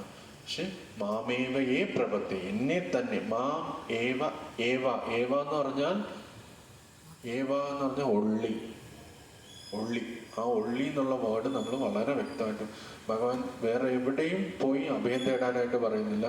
എന്നെ തന്നെ മാമേവയെ പ്രപത്യന്തേ മായാമേതം തരന്തതേ. എങ്കിൽ മാത്രമേ മായയെ ജയിക്കാൻ പറ്റൂ. ത്രിഗുണങ്ങൾ അടങ്ങിയ മായയിൽ ജയിക്കാനായിട്ട് സാധിക്കത്തുള്ളൂ. അല്ലാതെ നമ്മൾ വിചാരിച്ചാൽ അത് സാധിക്കത്തില്ല. നമ്മൾ വിചാരിക്കും നമുക്ക് പല രീതിയിൽ പറ്റും എന്ന് വിചാരിക്കും. ഇപ്പൊ തന്നെ ഉദാഹരണത്തിന് നമ്മൾ ഷിരൂർ എന്ന് പറഞ്ഞ കർണാടകയിൽ എങ്ങാണ്ട് ഒരു മണ്ണിടിച്ചില് ഒരാൾ അതിനകത്ത് പെട്ടുപോയി. നമ്മൾ മാധ്യമങ്ങളൊക്കെ എന്തുമാത്രം ബഹളമായിരുന്നു, അത് ഇന്ന് കണ്ടുപിടിക്കണം, നാളെ കണ്ടുപിടിക്കണം. പക്ഷെ ഇത്ര നാളായിട്ട് അത് ഇപ്പോഴാണ് ലൊക്കേറ്റ് ചെയ്യാനായിട്ട് പറ്റുന്നത്. നമ്മൾ വിചാരിക്കും നമുക്കിത് പറ്റും, ഇമ്മീഡിയറ്റ്ലി നമുക്ക് ഭൗതിക പ്രകൃതിയെ ജയിച്ച് വരാൻ പറ്റും. ഞാൻ ജസ്റ്റ് ഒരു ഉദാഹരണമാണ് പറയുന്നത്. ചൈനയില് 3 ഗോർജസ് ഡാമുണ്ട്. അപ്പൊ അത് വലിയൊരു ഡാമാണ്, ഏറ്റവും ശക്തമായ ഡാമാണ്. അപ്പൊ അതിനെ അതിക്രമിച്ചാണ് ഇപ്പൊ ഫ്ലഡ് വന്നുകൊണ്ടിരിക്കുന്നത്. അവരുടെ എല്ലാ ഈവൻ സ്കേപ്പേഴ്സ് വരെ അതിനകത്ത് മുങ്ങിപ്പോവുകയാണ് ചെയ്യുന്നത് അതിനകത്ത്. അപ്പൊ അതിന് ഒരു ഭയമാണ്, ആ ഡാം എപ്പോഴാണ് പൊട്ടാൻ പോകുന്നത് എന്നുള്ള ഭയത്തിലാണ് അവരിരിക്കുന്നത്. അപ്പൊ ഭൗതിക പ്രകൃതി നമ്മൾക്ക് അതിക്രമിക്കാൻ പറ്റും എന്ന് നമ്മൾ വിചാരിക്കും. ഞാൻ ജസ്റ്റ് ഒരു പോയിന്റിലേക്ക് കൊണ്ടുവരാൻ വേണ്ടി ശ്രമിക്കാം. ഈ ഭൗതിക പ്രകൃതിയെ നമുക്ക് പിടിച്ചു നിർത്താൻ പറ്റും എന്ന് നമ്മൾ വിചാരിക്കുന്നത് വിഡ്ഢിത്തമാണ്. അത് ജസ്റ്റ് അത് താന്നു തരും. ചിലപ്പോൾ നമ്മൾക്ക് നമ്മുടെ അഹംഭാവത്തെ ഒന്ന് കൂട്ടിത്തരാൻ വേണ്ടി അത് താന്നു തരും. പക്ഷെ അതിനനുസരിച്ച് അത് അടുത്ത ഇതായിട്ടത് തിരിച്ചു വരും. അപ്പൊ അതേപോലെ തന്നെ നമ്മുടെ കാമത്തിനെയും ക്രോധത്തിനെയും മതത്തിനെയും മാത്സര്യത്തിനെയും ഒന്നും നമുക്ക് നമ്മുടെ കഴിവുകൊണ്ട് അതിനെയൊന്നും ജയിക്കാനായിട്ട് നമുക്ക് പറ്റില്ല. അതുകൊണ്ട് ഭഗവാനെ സറണ്ടർ ചെയ്താൽ മാത്രമേ പറ്റുള്ളൂ. ഭഗവാനെ സറണ്ടർ ചെയ്യുമ്പം ഈ ഇമോഷണൽ മൂഡിൽ വേണം നമ്മൾ ചെയ്യാൻ. അല്ലെങ്കിൽ അവിടെയും നമ്മൾ സത്വഗുണം രജോ ഗുണം തമോ ഗുണം കൊണ്ടുവരും. ഞാൻ ചെയ്തു, ഞാനാണ് കൂടുതൽ ചെയ്തത്, ഞാൻ നല്ലപോലെ കുക്ക് ചെയ്യും, ഞാൻ നല്ലപോലെ പാടും, അല്ലെങ്കിൽ ഞാൻ നല്ലപോലെ ക്ലീൻ ചെയ്യും. അവിടെയും നമ്മൾ ഇത് കൊണ്ടുവരികയാണ് ചെയ്യുന്നത്. ഭഗവാൻ എനിക്ക് ഈ സർവീസ് ചെയ്യുന്നു, ഞാനത് ചെയ്യുന്നു, മറ്റൊരാൾ അത് ചെയ്യുന്നു, അവർക്കും സഹായകരമായിട്ട് രീതിയിൽ ചെയ്യുന്നു. ആ മൂഡ് എടുക്കുവാണെങ്കിൽ നമ്മളെല്ലാവരും, അച്ഛൻ വന്നിട്ട് അച്ഛൻ ജോലിക്ക് പോകണം, അച്ഛൻ പറയണം 4 മക്കളുണ്ട്, മക്കളെ നിങ്ങൾ ഈ വീട് വൃത്തിയാക്കി വെക്കണം, ഞാൻ വരും. അപ്പം ഓരോരുത്തരും ഓരോ റൂം വൃത്തിയാക്കുകയാണ്. അപ്പം ഞാൻ ചെയ്യുന്നത് അച്ഛന് സന്തോഷം, അതേപോലെ മറ്റൊരാൾ മറ്റൊരു റൂം ചെയ്യുമ്പോഴും അച്ഛന് സന്തോഷമാവും. അപ്പം ഞാൻ എൻ്റെ ചെയ്തിട്ട് എനിക്ക് ഫ്രീ ടൈം ഉണ്ടെങ്കിൽ ഞാൻ മറ്റൊരാളുടെ റൂമും ഹെൽപ്പ് ചെയ്യാനായിട്ട് ഞാൻ മുന്നോട്ട് വരികയാണ് ചെയ്യേണ്ടത്. ആ ഒരു ഭഗവാനെ സെൻറ്റർ ചെയ്തുള്ള ആ പോയിന്റിലേക്ക് നമ്മൾ വന്നാൽ മാത്രമേ ഈ 3 ഗുണങ്ങളെ നമുക്ക് അതിക്രമിക്കാനായിട്ട് പറ്റുള്ളൂ. അല്ലാതെ ഇത് ഇമ്പോസിബിളാണ് ഈ ഭൗതിക പ്രകൃതിയെ ജയിക്കാനായിട്ട്. അല്ലെങ്കിൽ നമ്മൾ എപ്പോഴും വീണ്ടും കാമത്തിനും ക്രോധത്തിനും മതത്തിനും മാത്സര്യത്തിനും അൽസൂയയ്ക്കും അഹംഭാവത്തിനും അടിമപ്പെട്ട് തന്നെ തുടർന്ന് പോയിക്കൊണ്ടിരിക്കും. അപ്പം അതാണ് നമുക്ക് ഇന്നത്തെ ഈ ഒരു ശ്ലോകത്തിൽ പറയാനുള്ളത്. എന്തെങ്കിലും ക്വസ്റ്റ്യൻസ് ഉണ്ടെങ്കിൽ ചോദിക്കും.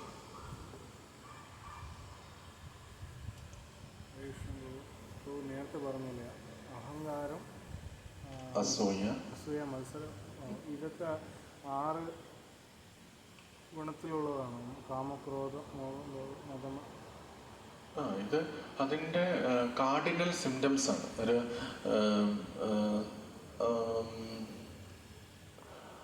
സത്വഗുണത്തിൻ്റെ ഒരു കാർഡിനൽ സിംറ്റമാണ് അഹംഭാവം. അപ്പം ഞാനിപ്പോൾ ഒരുപാട് നോളജബിൾ ആയിട്ടുള്ള ഒരു പേഴ്സൺ ആണെന്ന് വെച്ചാൽ, ഞാനിപ്പോൾ ഒരുപാട് PhD അതും ഇതും എല്ലാം എടുത്തിട്ടുള്ള, എനിക്ക് ചിലപ്പം ഒരു താഴ്ന്നൊരു ഒന്നും വിദ്യാഭ്യാസം ഇല്ലാത്ത ഒരു വ്യക്തിയോട് സംസാരിക്കാൻ എനിക്കൊരു ഇത് കാണും. അവരെന്താ, അവർക്കൊന്നും അറിയില്ലല്ലോ, എനിക്കിത്രയും അറിയാം, ഒരു അഹംഭാവം വരും. അത് ആ സത്വഗുണത്തിൻ്റെ കാർഡിനലായിട്ടുള്ള ഇതാണ്. മറ്റേത് മത്സരബുദ്ധിയാണ്. എപ്പോഴും ഒന്നാമതാകണം. മറ്റുള്ളവരൊക്കെ എന്നെക്കാട്ടിലും എൻ്റെ അത്രയും വരത്തില്ല എന്നുള്ള, ഒന്നാമതാകണം എന്നുള്ള. മറ്റേത് അസൂയയാണ്. അവർ താഴ്ന്നു പോകണം, ഞാൻ ഉയരണം, അവർ താഴണം. ഇതൊക്കെ നമുക്കറിയാൻ പറ്റും. ഓരോരുത്തരും നമ്മളോട് ഇടപഴകുന്നത്, നമ്മൾ മറ്റുള്ളവരോട് ഇടപഴകുമ്പോഴൊക്കെ ഈ ഓരോ ഭാവത്തിലാണ് നമ്മൾ ഇടപഴകുന്നത്. നമ്മൾ ആരും ഈ ഗുണത്തിൽ നിന്ന് അതിക്രമിച്ചിട്ടില്ല. നമ്മളെല്ലാവരുടെ ഹൃദയത്തിലും ഈ അഹംഭാവമുണ്ട്, അസൂയുണ്ട്, മത്സരബുദ്ധിയുണ്ട്, നമ്മുടെ ഹൃദയത്തിലുണ്ട്. ഈ 3 ഗുണങ്ങളുടെ ഒരു ക്യാരക്ടറിസ്റ്റിക് ആയിട്ടുള്ള ഫീച്ചേഴ്സാണ് ഈ 3, ഈ അഹംഭാവവും മത്സരബുദ്ധിയും അസൂയയും. വേറെ ആർക്കെങ്കിലും? പ്രഭു പറഞ്ഞു, ഭഗവാനെ സെൻറ്റർ ചെയ്താലേ നമുക്ക് ഈ 3 ഗുണങ്ങളിൽ പുറത്തു കിടക്കാൻ പറ്റുള്ളൂ. അപ്പോൾ അത് മനസ്സിലായി പോകും. പക്ഷേ ഈ 3 ഗുണങ്ങളിൽ തന്നെ പല വേരിയേഷനും മത്സരവും വരുന്നത് എന്തുകൊണ്ടായിരിക്കും? പ്രഭു ചോദിച്ചത് ഈ ഗുണങ്ങളിൽ പരസ്പരം മത്സരം വന്നുകൊണ്ടിരിക്കുന്നത് എന്തുകൊണ്ടാണ് എന്നുള്ളതാണ്. ഗുണത്തിൻ്റെ മത്സരം എന്തുകൊണ്ടാണ് വരുന്നതെന്നാണ് പ്രഭു ചോദിക്കുന്നത്. അപ്പോൾ സത്വഗുണത്തിൽ നിൽക്കുന്നയാൾ ക്രമേണ തമോ ഗുണത്തിലും രജോ ഗുണത്തിലും വന്നു ചേരും എന്ന് പറയുന്നുണ്ടല്ലോ. അപ്പോൾ അതെന്തുകൊണ്ടാണ് എന്നുള്ളതാണ്. അപ്പം ഇത് നമുക്ക് മനസ്സിലാക്കാനായിട്ട് നമ്മളെല്ലാം ഫാൾസിഗോയോടുകൂടിയാണ് ഈ ഭൗതിക ലോകത്തിൽ വന്നത്. ഞാൻ ഈ ശരീരമാണ്, ഞാൻ എൻജോയറാണ് എന്നുള്ള ഈ മൂഡോടുകൂടിയാണ് നമുക്ക് വന്ന് ചേർന്നിരിക്കുന്നത്. അപ്പോൾ അത് പലതരം ഷെയ്ഡുകളുണ്ട്. ആ ഓരോരോ ഷെയ്ഡുകളാണ് ഈ സത്വഗുണം, രജോ ഗുണം, തമോ ഗുണം എന്നുള്ളത്. ഭൗതിക ലോകത്തിൽ പ്രഭു നമ്മൾ ഇടപഴകുമ്പോഴും ആ ഓരോ വ്യക്തികൾക്കും ഓരോ ഷെയ്ഡുകളാണുള്ളത്. ഇപ്പം ഞാനിപ്പോൾ സത്വഗുണത്തിൽ നിൽക്കുന്നു എന്ന് വെച്ചു. ഇപ്പം ഈ പ്രസൻറ്റ് ഈ ഒരു മിനിറ്റിൽ സത്വഗുണത്തിൽ നിൽക്കുന്നു. ഞാൻ എല്ലാവർക്കും നല്ലത് ചെയ്യണം എന്നൊക്കെ ആഗ്രഹിച്ച് നിൽക്കുകയാണ്. ഇപ്പം ഞാൻ പക്ഷേ ഇപ്പം കുറച്ച് ആൾക്കാരുമായിട്ട് ഇടപഴകുന്ന ആൾക്കാരൊക്കെ എന്താ, അവരൊക്കെ ഒരു മത്സരബുദ്ധിയുള്ള വ്യക്തികളാണ്. അപ്പം ഞാൻ സ്വാഭാവികമായിട്ട് എൻ്റെ സത്വഗുണത്തിൻ്റെ ശക്തി ഒരു 10 എന്ന് വെച്ചു. ഞാൻ ഇടപഴകുന്ന വ്യക്തികളുടെ എല്ലാവരുടെയും കൂടെ രജോ ഗുണത്തിൻ്റെ സ്വാധീനം 11 ആണെങ്കിൽ ക്രമേണ എൻ്റെ സത്വഗുണം കുറയുകയും അവരുടെ രജോ ഗുണം എന്നെ സ്വാധീനിക്കുകയും ചെയ്യും. അതേപോലെ തമോ ഗുണത്തിലും നമ്മൾ ആരോടാണ് ഇടപഴകുന്നത് അതനുസരിച്ച് നമ്മുടെ മോഡ്സ് ചേഞ്ച് ചെയ്തുകൊണ്ടിരിക്കും. അതേപോലെ അന്തരീക്ഷത്തിൽ നമ്മളിപ്പം അമ്പലത്തിലാണ് പോകുന്നതെങ്കിൽ നമുക്ക് സത്വഗുണത്തിനെ കുറേ നേരം കൂടെ മെയിൻറ്റെയിൻ ചെയ്യാൻ പറ്റും. അതേസമയം നമ്മൾ ബാറിൽ പോവുകയാണെങ്കിൽ അത് ഇമീഡിയറ്റ്ലി അതങ്ങ് താന്നു പോകും. അപ്പോൾ ഇത് ഇങ്ങനെ ഒരു വേവ്സ് പോലെ കിടക്കുകയാണ്, ഈ ഒരു സമുദ്രത്തിലെ തിരമാലകൾ പോലെ കിടക്കുകയാണ്. 3 തിരമാലകൾ ഇങ്ങനെ അങ്ങോട്ടും ഇങ്ങോട്ടും അലയടിച്ചുകൊണ്ടിരിക്കുകയാണ്. കാരണം അത്രയും ഈ ലോകത്തിലുള്ളവരെല്ലാം പല പല ഗുണത്തിലും പല പല ഷെയ്ഡുകളിലും ഉള്ള വ്യക്തികളാണ്. അപ്പം അവരുമായിട്ട് നമ്മൾ ഇടപഴകുമ്പോൾ അപ്പം അതുകൊണ്ട് നമ്മളെപ്പോഴും പരിശുദ്ധ ഭക്തന്മാരുമായിട്ട് ഇടപഴകാനായിട്ട് ശ്രമിക്കുക. അവർ ഈ 3 ഗുണത്തിന് ഉപരിയാണ്. ആധ്യാത്മികാചാര്യന്മാർ, ആത്മീയത വളരെ സിൻസിയറായിട്ട് പ്രാക്ടീസ് ചെയ്യുന്ന വ്യക്തികൾ, ഇങ്ങനെയുള്ളവരുമായിട്ട് ഇടപഴകുമ്പോൾ അവർക്ക് നമുക്ക് ഈ എപ്പോഴും ഈ ത്രിഗുണങ്ങളുടെ സ്വാധീനതയിൽ നിന്ന് പുറത്താണ്. അതുകൊണ്ട് നമുക്കെല്ലാവർക്കും ഭഗവാൻ പ്രഭുപാദ് കനിഞ്ഞ് നമുക്ക് നാമം നൽകിയിട്ടുണ്ട്. ആ നാമം നമ്മൾ മുടങ്ങാതെ ജപിക്കുമ്പം നമ്മൾ ഭഗവാനുമായിട്ടാണ് അസോസിയേറ്റ് ചെയ്യുന്നത്. പിന്നെ പ്രഭുപാദ് വളരെ കാരുണ്യത്തോടു കൂടി നമുക്ക് ഈ പുസ്തകങ്ങൾ നൽകിയിട്ടുണ്ട്. ഡെയിലി നമ്മൾ പുസ്തകങ്ങൾ വായിക്കുകയാണെങ്കിൽ നമുക്ക് ഈ 3 ഗുണങ്ങളുടെ ഇതിൽ നിന്ന് പുറത്തു വരാൻ പറ്റും. അപ്പോൾ നമ്മൾ അറ്റ്ലീസ്റ്റ് അത്രയും ഒരു നാമം ജപിക്കാൻ 2 മണിക്കൂർ എടുക്കും, ബുക്സ് വായിക്കാൻ 1.5 മണിക്കൂർ, 2.5 മണിക്കൂറെങ്കിലും നമുക്കിതിൻ്റെ. പക്ഷെ അവർ ത്രിഗുണങ്ങളുടെ അതീതയിലുള്ളവരായതുകൊണ്ട് ആ ഒരു ശക്തി നമുക്ക് കിട്ടും.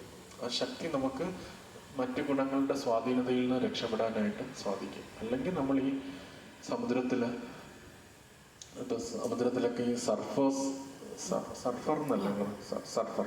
അപ്പം അതിങ്ങനെ അവരിങ്ങനെ ഒരെണ്ണത്തിൽ ഇങ്ങനെ പൊങ്ങിയിട്ട് അവർ താഴും, അടുത്ത തിര വരുമ്പോൾ വീണ്ടും പൊങ്ങും. ഇങ്ങനെ അതിൻ്റെ ആ അന്തരീക്ഷത്തിലാണ് അവർ നിൽക്കുന്നതുകൊണ്ട് അവർക്ക് ഒരിക്കലും സ്റ്റഡി ആയിട്ട് നിൽക്കാൻ പറ്റൂല. ഒരു സ്ഥലത്ത് ഇങ്ങനെ പൊങ്ങും, പിന്നെ താഴും, പിന്നെ ചിലപ്പോൾ വെള്ളത്തിനടിയിൽ പോവും, ഇങ്ങനെ പോയിക്കോളും. അതുകൊണ്ട് ഭൗതിക ലോകം അങ്ങനെയാണ്. ഭഗവാൻ അങ്ങനെയുള്ള ലോകത്തിലാണ് ഇതുള്ളത്, ഭൗതിക ലോകത്തിൽ. അപ്പം ഇവിടെ എല്ലാവരും ഇപ്പം പ്രഭു ഇരിക്കുന്ന സിറ്റുവേഷനിൽ തന്നെ ഇപ്പം നമ്മൾ ഭഗവാനെ കുറിച്ച് പറയുന്നുണ്ട്, ഇവിടെ സത്വഗുണമോ അല്ലെങ്കിൽ വിശുദ്ധ സത്വഗുണത്തിൻ്റെ സ്വാധീനതയുണ്ട്.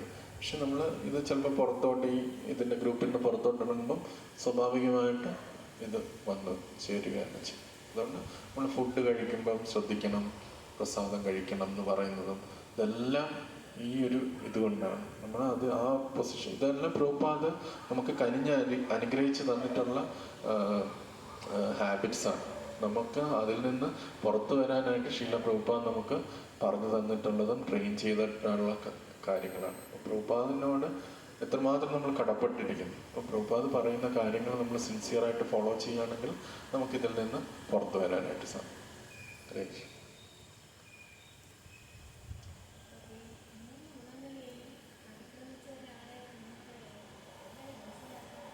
നല്ലൊരു ചോദ്യമാണ് മാജി ചോദിച്ചത്. ഇത് അർജുനൻ ചോദിച്ച ചോദ്യമാണ്. അർജുനൻ കൃഷ്ണനോട് ചോദിച്ച ചോദ്യമാണ്. ഇത് ഈ ചോദ്യം ചോദിച്ചിട്ടുണ്ട്. ഈ 14-ാം അധ്യായത്തിൻ്റെ അവസാനമാണോ എന്ന് അറിയത്തില്ല, എവിടെയോ ഭഗവാൻ ചോദിക്കുന്നുണ്ട്, അർജുനൻ ചോദിക്കുന്നുണ്ട്, ഈ പറയുന്ന വ്യക്തികളുടെ ലക്ഷണം എന്താണ്, അദ്ദേഹം എങ്ങനെയായിരിക്കും ഇരിക്കുക, അദ്ദേഹം എങ്ങനെയായിരിക്കും സംസാരിക്കുക, അദ്ദേഹം എങ്ങനെയായിരിക്കും പെരുമാറുക എന്നുള്ള കാര്യമെല്ലാം പറഞ്ഞു. പല ഇത് പറയുന്നുണ്ട്, എനിക്കത് കറക്റ്റ് ഓർമ്മ വരുന്നില്ല. പക്ഷെ ബാജിയുടെ ഇമ്മീഡിയറ്റ്ലി അതിൻ്റെ ആൻസർ പറയുകയാണെങ്കിൽ നമുക്ക് മുണ്ടക ഉപനിഷത്തിലെ ആ ശ്ലോകം പറയുന്നതായിരിക്കും ഏറ്റവും നല്ലത്. തദ്വിജ്ഞാനാർത്ഥം സ ഗുരു ഏവാഭിഗച്ഛ സമിത്പണിഹി ശ്രോത്യം ബ്രഹ്മനിഷ്ഠം. ശ്രോത്യം ബ്രഹ്മനിഷ്ഠം എന്ന് പറഞ്ഞാൽ അദ്ദേഹം ഒരു ഈ ത്രിഗുണങ്ങളുടെ സ്വാധീനതയിൽ നിന്ന് മോചനം കിട്ടിയ ഒരാൾ ഒരു ഡിവോട്ടി ആയിരിക്കും. ഡിവോട്ടി എന്ന് വെച്ചാൽ ഡിവോട്ടഡ് ടു കൃഷ്ണ, ഭഗവാനോട് ആത്മാർത്ഥമായിട്ട് സ്നേഹമുള്ളൊരു വ്യക്തിയായിരിക്കും.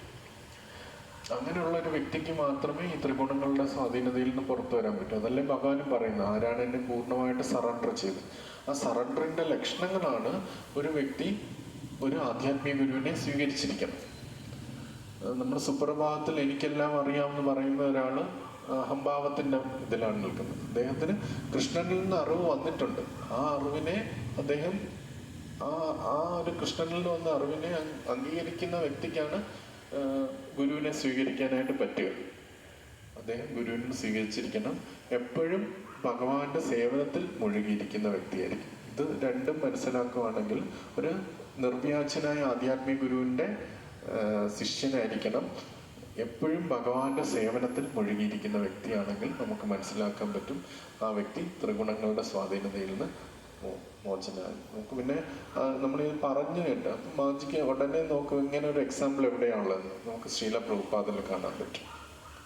ശീല പ്രഭുപാദും അദ്ദേഹത്തിൻ്റെ ആത്മാർത്ഥമായിട്ടുള്ള അദ്ദേഹത്തിനെ പിന്തുടരുന്ന ശിഷ്യന്മാരെയും നമുക്ക് നോക്കിക്കഴിഞ്ഞാൽ ഇവരൊക്കെ ഇതിൽ നിന്ന് മോചിതരായ വ്യക്തികളാണെന്ന് നമുക്ക് മനസ്സിലാക്കാൻ പറ്റും. കാരണം അവർ ആത്മീയ ഗുരുവിനെ സ്വീകരിച്ചിരിക്കുന്നു, അദ്ദേഹത്തിൻ്റെ വാക്കുകൾ അതേപടി പാലിക്കുന്നുണ്ട്. 24 മണിക്കൂറും അവർ ഈശ്വരൻ്റെ സേവനത്തിലായിരിക്കും. എന്ന് വെച്ചാൽ അവർ അപ്പോൾ നമ്മൾ വിചാരിക്കും സന്യാസിമാർക്കോ അല്ലെങ്കിൽ പൂർണ്ണമായിട്ട് അമ്പലത്തിൽ നിൽക്കുന്നവർക്കോ ആയിരിക്കും അങ്ങനെ പറ്റുകയാണ്. അങ്ങനെയല്ല. നമ്മുടെ ആചാര്യ പരമ്പരയിൽ തന്നെ ഭക്തി വിനോദ് ഠാക്കൂറുണ്ട്. അദ്ദേഹം ഗൃഹസ്ഥനാണ്, 12 മക്കളുണ്ട്. എങ്കിലും അദ്ദേഹം നമ്മുടെ ആചാര്യനാണ്. അപ്പം അദ്ദേഹം അവരുടെ ബോധം, അവരുടെ തോട്ട്സ് എന്താണെന്നുള്ളതാണ് പ്രധാനം. തോട്ട്സ് എപ്പോഴും അവർ ഭഗവാന്റെ സേവനത്തിനായിരിക്കും വിനിയോഗിക്കുന്നത്. അപ്പം അത് നമുക്ക് എങ്ങനെ മനസ്സിലാക്കാൻ പറ്റും? നമുക്ക് നേരിട്ടുള്ള കാര്യം പ്രഭുപാദിനെ മനസ്സിലാക്കി പ്രഭുപാദിന്റെ ടീച്ചിങ്സിനെ മനസ്സിലാക്കുമ്പം പ്രഭുപാദിന്റെ ലെവലിൽ നിൽക്കുന്ന അല്ലെങ്കിൽ പ്രഭുപാദിന്റെ ആ പ്ലാറ്റ്ഫോമിൽ നിൽക്കുന്ന വ്യക്തികളെ നമുക്ക് തിരിച്ചറിയാനായിട്ട് പറ്റും. അപ്പം ബുക്സുകൾ വായിക്കുക, പ്രഭുപാദ് പറയുന്ന കാര്യങ്ങൾ ചെയ്യുക, സ്വാഭാവികമായിട്ട് നമുക്ക് മനസ്സിലാക്കാൻ പറ്റും ആരാണ് ത്രിഗുണത്തിന്റെ സ്വാധീനതയിൽ നിന്ന് പുറത്തു വന്നിട്ടുള്ളത്.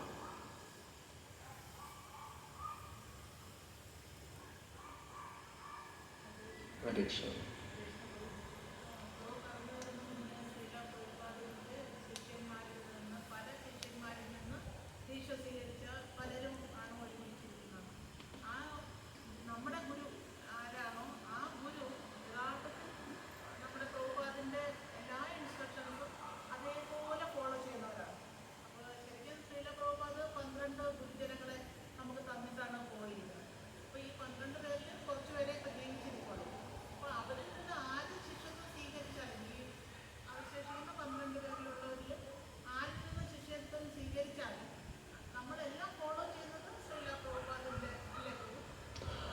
പ്രഭുപാദ് പറഞ്ഞിട്ടുള്ളത് പ്രഭുപാദ് ഒരു വ്യക്തിയെ തൻ്റെ ആധ്യാത്മിക സക്സസറായിട്ട് കണ്ടിട്ടില്ല.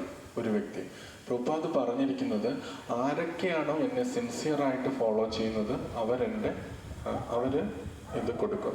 ഈവൻ തോ പ്രഭുപാദ് ഇനിഷ്യലി പറഞ്ഞു ചൈതന്യ ചരിതാമൃതം കൂടെ എടുത്തപ്പം ചൈതന്യ ചരിതാമൃതം കൂടെ പാസ്സായിട്ട് ആ സിൻസിയറായിട്ട് ഫോളോ ചെയ്യുന്ന എല്ലാവരും ദീക്ഷ കൊടുക്കാം എന്ന് പ്രഭുപാദ് പറഞ്ഞിട്ടുണ്ട്. ഇനിഷ്യലി പ്രഭുപാദ് ഈ 12 പേര് എന്ന് പറയുന്നത് പ്രഭുപാദ് കിടന്ന സമയത്ത്, അതായത് പ്രഭുപാദിന് ആക്റ്റീവായിട്ട് കാര്യങ്ങൾ ചെയ്യാൻ പറ്റാത്ത ഒരു അവസ്ഥയിൽ പ്രഭുപാദ് സോണലായിട്ടുള്ള ആചാര്യൻ, സോണലായിട്ട് ഓരോ ആൾക്കാർക്ക് ഇത് പറഞ്ഞിട്ടുണ്ട്. അവിടുന്ന് അവരെല്ലാം അക്സെപ്റ്റ് ചെയ്യുന്നത് പ്രഭുപാദിന്റെ ശിഷ്യന്മാരായിട്ടാണ്, അവരുടെ ശിഷ്യന്മാരായിട്ടല്ല അങ്ങനെ എടുത്തിട്ടുള്ളത്. അതാണ് ഈ 12 എന്നുള്ള വേർഡ് വരുന്നത്. പക്ഷേ പ്രഭുപാദ് പറഞ്ഞിട്ടുള്ള ആരൊക്കെയാണോ എന്നെ സിൻസിയറായിട്ട് ഫോളോ ചെയ്യുന്നത് അവർക്കെല്ലാം കാരണം പ്രഭുപാദ് മായാപ്പൂരിൽ വെച്ച് പറഞ്ഞിട്ടുണ്ട്, ചൈതന്യ മഹാപ്രഭുവിൽ നിന്ന് ഞാൻ 12th ആണ്, നിങ്ങൾ 13th ആണ്. അതെല്ലാവരെയും കണ്ടിട്ടാണ് പറഞ്ഞത്. അപ്പം ആരൊക്കെയാണ് ശീല പ്രഭുപാദിനെ സിൻസിയറായിട്ട് ഫോളോ ചെയ്തിട്ടുള്ളത് അവരെ നമ്മൾ ഫോളോ ചെയ്യുകയാണെങ്കിൽ പ്രഭുപാദിനെ ഫോളോ ചെയ്യുന്നത് പോലെയാണ്. അതിനകത്ത് വ്യത്യാസങ്ങളില്ല. പക്ഷേ ശിഷ്യന്മാര് പലപ്പോഴും ഗുരുവിന്റെ വാക്കുകൾ എടുത്തിട്ട് മറ്റൊരു ഗുരു വേറൊരു കോണ്ടെക്സ്റ്റിലായിരിക്കും, വേറൊരു മൂടുള്ള ശിഷ്യന് വേറൊരു നിർദ്ദേശമായിരിക്കും നൽകിയത്. അപ്പൊ എൻ്റെ ഗുരു ഈ നിർദ്ദേശങ്ങളും പറഞ്ഞു, മറ്റേ ഗുരു മറ്റേ നിർദ്ദേശമാണ് പറഞ്ഞത്, എൻ്റെ ഗുരു പറഞ്ഞ നിർദ്ദേശമാണ് കറക്റ്റ്, മറ്റേ ഗുരു പറഞ്ഞ നിർദ്ദേശം കറക്റ്റ് അല്ല എന്ന് നമ്മൾ ചിന്തിക്കും. പക്ഷെ അവിടെ അങ്ങനെ ആ കോണ്ടെക്സ്റ്റ് എന്താണെന്നോ എന്ത് ഇതിലാണ് അദ്ദേഹം പറഞ്ഞതെന്നോ നമുക്ക് മനസ്സിലാകുന്നില്ല. അപ്പൊ അതുകൊണ്ട് അങ്ങനെ മനസ്സിലാക്കാൻ പറ്റാത്ത സിറ്റുവേഷനിൽ നമ്മൾ എന്താ ചെയ്യേണ്ടതെന്ന് വെച്ചാൽ, ഞാൻ ഇപ്പം മറ്റു ഗുരുവിനെ നിന്ദിച്ച് എന്തെങ്കിലും സംസാരിക്കുകയാണെങ്കിൽ ഞാനിപ്പം അത് പ്രഭുപാദിന് എങ്ങനെ ഫീൽ ചെയ്യുമെന്ന് നമ്മൾ ഓർക്കണം. അങ്ങനെ ഓർത്തു കഴിഞ്ഞാൽ നമുക്ക് ആ ഒരു മനോഭാവത്തിലേക്ക് നമ്മൾ പോകത്തില്ല. ആ വ്യക്തി പ്രഭുപാദിന് വേണ്ടി എന്തൊക്കെ കാര്യങ്ങളാണ് ചെയ്യുന്നത്, ആ വ്യക്തിയെ എനിക്ക് അദ്ദേഹം എന്തുകൊണ്ടാണ് നിർദ്ദേശം പറഞ്ഞു എന്ന് എനിക്ക് മനസ്സിലാവുന്നില്ല. പക്ഷെ ഞാനത് മനസ്സിലാകാതെ ആ വ്യക്തിയെ നിന്ദിക്കുമ്പോൾ പ്രഭുപാദ് ഡിസാറ്റിസ്ഫൈഡ് ആണ്. നമ്മൾ എന്ത് സർവീസ് ചെയ്താലും പ്രഭുപാദിന്റെ സിൻസിയർ ആയിട്ടുള്ളൊരു ഫോളോവറിനെ നമ്മൾ നിന്ദിക്കുമ്പോൾ പ്രഭുപാദ് ഡിസാറ്റിസ്ഫൈഡ് ആവും. അപ്പം എപ്പോഴും നമ്മൾ ഇസ്കോണിൽ ഇപ്പം പണ്ട് പ്രഭുപാദ് മാത്രമേ ഉണ്ടായിരുന്നുള്ളൂ. മൾട്ടി ഗുരുസ് വരുമ്പം നമ്മൾ ഈ ഒരു ആസ്പെക്റ്റ് മനസ്സിലാക്കിയിരിക്കണം. ഇത് നമ്മൾ ചെയ്യുന്നത് കൊണ്ട് പ്രഭുപാദ് സാറ്റിസ്ഫൈഡ് ആവുന്നുണ്ടോ? പ്രഭുപാദ് സാറ്റിസ്ഫൈഡ് ആണെങ്കിൽ ഓട്ടോമാറ്റിക്കലി ഭഗവാൻ സാറ്റിസ്ഫൈഡ് ആവും. അപ്പം നമ്മൾ ഇൻസ്ട്രക്ഷൻസിനെ ഔട്ട് ഓഫ് കോണ്ടെക്സ്റ്റ് ആയിട്ട് എടുക്കരുത്. ഇപ്പം ഗുരു പറഞ്ഞു നിങ്ങൾ എല്ലാവരും, ഇപ്പം എൻ്റെ ഗുരു പറയുന്നു നിങ്ങളെല്ലാവരും മായപ്പൂര് വരൂ, മായപ്പൂര് ഒന്ന് താമസിക്കൂ. വേറൊരു ഗുരു പറയുന്നു നിങ്ങളെല്ലാവരും വൃന്ദാവനത്തിൽ ഒന്ന് താമസിക്കും.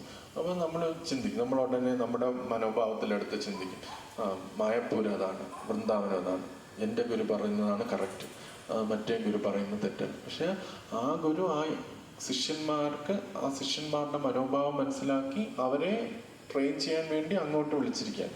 എൻ്റെ അർത്ഥം എന്ന് വെച്ചാൽ ആ പറയുന്ന ശരിയും എൻ്റെ ഗുരു പറയുന്ന തെറ്റുമല്ല, രണ്ടും ശരിയാണ്, രണ്ടും ആ കോണ്ടെക്സ്റ്റിലാണ് വരുന്നത്. അപ്പം ആ രീതിയിൽ എടുക്കുമ്പം പ്രഭുപാദ് സാറ്റിസ്ഫൈഡ് ആവും. അല്ലാതെ നമ്മൾ അതിനകത്ത് മത്സരബുദ്ധി കൊണ്ടുവരുമ്പം പ്രഭുപാദ് ഡിസാറ്റിസ്ഫൈഡ് ആവും. നമ്മുടെ സർവീസ് നമ്മുടെ അവിടം വരെ എത്തത്തുള്ളൂ, എൻ്റെ അപ്പുറത്തേക്ക് വരും. ട്രെയിനിലൊക്കെ ബോഗി ഉണ്ടല്ലോ, ബോഗിയിൽ ഒരു ബോഗിയുടെ അപ്പുറത്ത് കണക്ട് ചെയ്ത അവസാനം എൻജിൻ വരെ കണക്റ്റ് ആവണം. നമ്മുടെ സേവനം ഗുരുവിലെത്തി, അത് പ്രഭുപാദിലെത്തി, അങ്ങ് പോയി അങ്ങ് ഭഗവാന്റെ അടുത്ത് എത്തണം. നമ്മൾ സർവീസ് ചെയ്യുന്നു എന്ന് വിചാരിച്ച് നമ്മൾ വിചാരിക്കുകയാണ് സർവീസ് ചെയ്യുന്നത് വെച്ചാൽ, നമ്മൾ ഗുരുവിനെ സർവീസ് ചെയ്യുന്നു വെച്ചാൽ അതിൻ്റെ അപ്പുറത്തേക്ക് പോയില്ലെങ്കിൽ അവിടെ ഇത് നിൽക്കത്തേ ഉള്ളൂ. ഇത് ആ ഒരു പരമ്പര, കൃഷ്ണനിൽ നിന്ന് തുടങ്ങുന്ന ആ ഒരു ഇത് നമ്മൾ മനസ്സിലാക്കിയിരിക്കണം. അപ്പം പ്രഭുപാദയെ ആരൊക്കെ സിൻസിയറായിട്ട് ഫോളോ ചെയ്യുന്നുണ്ടോ അതൊക്കെ ബോണഫൈഡ് ആയിട്ടുള്ള ആചാര്യാസാണ്. അവരെ നമ്മൾ ഫോളോ ചെയ്യുക. അവരെ ഫോളോ ചെയ്യുമ്പം എപ്പോഴും ഇതൊരു ഫാമിലിയാണ് എന്ന് മനസ്സിലാക്കുക.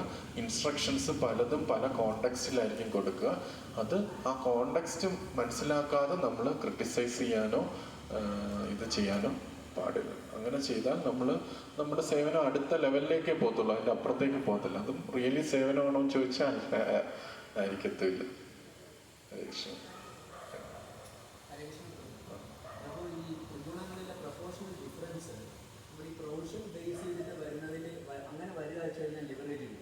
ഫോർ എക്സാമ്പിൾ സോൾജർ, അപ്പോൾ അവിടെ അയാൾക്ക് രജസിക് ആയിട്ടുള്ള ക്വാളിറ്റി ഓട്ടോമാറ്റിക്കലി കൂടുന്നു. As a part of profession, as a doctor പ്രവചിക്കുമ്പോൾ അതുപോലെ ചില കാര്യങ്ങൾ. അപ്പോൾ ആ സമയത്ത് as a part of profession നമ്മൾ അതിനോട് കൂടുതൽ ഇമ്പോർട്ടൻസ് കൊടുക്കുമ്പോൾ നമുക്ക് ശരിക്കും ആ ലിവറേജ് കിട്ടും. കാരണം നമ്മൾ ഗുണങ്ങളിൽ നിന്ന് ശരിക്കും സാത്വികമായ ഒരു വ്യക്തിയാണെങ്കിൽ പോലും അദ്ദേഹം രജസിക് ആയിട്ടോ താമസിക്കായിട്ടോ പോകേണ്ട സിറ്റുവേഷൻ അദ്ദേഹത്തിൻ്റെ കർമ്മത്തിനോടുള്ള ഡെഡിക്കേഷൻ കൊണ്ട് വന്നേക്കാം. ഇപ്പോൾ ഒരു കള്ളം പറയേണ്ടി വരും, ഒരാളെ രക്ഷിക്കേണ്ടി വരും. അപ്പം അങ്ങനെയുള്ള സിറ്റുവേഷനിൽ നമുക്ക് ശരിക്കും അതിപ്പോൾ അർജുനൻ്റെ കേസിൽ തന്നെ പ്രവൃത്തിക്ക് നമ്മൾ ആ യുദ്ധം ചെയ്യാന്ന് പറയുന്നത്. അപ്പോൾ അവിടെ ആ ലിവറേജ് കിട്ടത്തില്ല. അവിടെ നമ്മൾ മനസ്സിലാക്കേണ്ടത്, ഇപ്പൊ പ്രഭു പറഞ്ഞ പോലെ ഓരോരുത്തരും ഓരോ ഗുണങ്ങൾ അവരിൽ സ്വാഭാവികമായിട്ടുണ്ട്. അവരുടെ ഈ ജന്മം അനുസരിച്ച് വന്നപ്പം അവർക്ക് ചില ഗുണങ്ങൾ സ്വാഭാവികമായിട്ടുണ്ട്. ഇപ്പൊ നമ്മൾ പരിശോധിച്ച് നോക്കിക്കഴിഞ്ഞാൽ ഇപ്പൊ അർജുനെ സംബന്ധിച്ചിടത്തോളം യുദ്ധം ചെയ്യുക എന്നുള്ളൊരു ഗുണമാണുള്ളത്. അപ്പം അതുപോലെ ഓരോ വ്യക്തികൾക്കും ഓരോരോ സ്വാഭാവികമായിട്ട് ഗുണങ്ങളുണ്ട്. പക്ഷെ ആ ഗുണങ്ങളെ വിസ്മരിക്കാനല്ല പറയുന്നത്, ആ ഗുണങ്ങളെ ഉപയോഗിച്ച് അതിനെ അതിക്രമിക്കാനാണ് പറയുന്നത്. നമ്മളിപ്പോൾ നടന്നു പോകുന്ന സമയത്ത് നമ്മുടെ കാലിലൊരു മുള്ളു കൊണ്ടു കഴിഞ്ഞാൽ നമ്മുടെ ഈ ടീസറോ ഒന്നും ഇല്ലെങ്കിൽ നമ്മൾ എന്ത് ചെയ്യും? വേറൊരു സ്ഥലത്തൊരു മുള്ളുണ്ടെങ്കിൽ അതെടുത്തിട്ട് ആ കാലിലെ മുള്ളിനെ മാറ്റും. അപ്പം അതേപോലെ ചില വ്യക്തികൾ രജോ ഗുണത്തിലുണ്ടാവും, തമോ ഗുണത്തിലുണ്ടാവും, സത്വഗുണത്തിലുണ്ടാവും. പക്ഷെ അത് ആ ഗുണത്തിനെ ഉപയോഗിച്ച് ഈ 3 ഗുണത്തിന് ഉപരിയായിട്ട് വരണം. അതാണ് നമുക്ക് ചെയ്യേണ്ടത്. ഇപ്പം ഇപ്പോൾ ഒരു സോൾജർ ഉണ്ടെങ്കിൽ യുദ്ധം ചെയ്യുകയാണ് അദ്ദേഹത്തിൻ്റെ ജോലി. യുദ്ധം എന്തിനാ ചെയ്യുന്നത്? വെറുതെ പോയ ഒരാൾ യുദ്ധം ചെയ്യത്തില്ല രാജ്യത്തിന് വേണ്ടി. അയാൾക്ക് സാലറി കിട്ടണം. സാലറി ഉണ്ടെങ്കിൽ അയാളുടെ ഫാമിലിയെ അയാൾക്ക് മെയിൻറ്റെയിൻ ചെയ്യാൻ പറ്റും. സാലറി ഇല്ലാതെ ആരും ഇന്ത്യ മഹാരാജ്യം എന്ന് പറഞ്ഞുകൊണ്ട് പോയി ഒരിക്കലും യുദ്ധം ചെയ്യാൻ പോകുന്നില്ല. എത്ര പട്ടാളക്കാരനായാലും എത്ര രാഷ്ട്രഭക്തനായാലും അയാൾക്ക് സാലറി കിട്ടിയാലേ അയാൾ പോകത്തുള്ളൂ. അപ്പം നമ്മുടെ യഥാർത്ഥ ഉദ്ദേശം രാഷ്ട്രഭക്തി ഉണ്ട്, അതിനോടൊപ്പം തന്നെ സാലറി ഉണ്ട്. ഈ സാലറി നമ്മൾ എന്ത് ചെയ്യുന്നു അതനുസരിച്ച് ആ വ്യക്തിക്ക് ഈ ത്രിഗുണങ്ങളുണ്ട്. അപ്പോൾ അത് ഇങ്ങനെ ചെയ്യാൻ പറ്റും. അതിനാണ് ഒരു ആധ്യാത്മികാചാര്യൻ്റെ സഹായം വേണ്ടത്. ആധ്യാത്മികാചാര്യൻ്റെ സഹായം ഉണ്ടെങ്കിൽ നമ്മൾ ഏത് ഗുണത്തിൽ ഏത് തരം പ്രൊഫഷണലാണ് ചെയ്യുന്നെങ്കിലും ആ പ്രൊഫഷൻ്റെ റിസൾട്ടിനെ ഭഗവാനുമായിട്ട് ബന്ധിപ്പിക്കാനും പറ്റുകയും നമുക്ക് അതിൽ നിന്ന് മോചനം കിട്ടുകയും ചെയ്യും. ആധ്യാത്മിക ഗുരുവിൻ്റെ നിർദ്ദേശം ഇല്ലെങ്കിൽ നമ്മൾ രജോ ഗുണമാണെങ്കിൽ രജോ ഗുണത്തിലിരിക്കും, തമോ ഗുണമാണെങ്കിൽ തമോ ഗുണത്തിലിരിക്കും.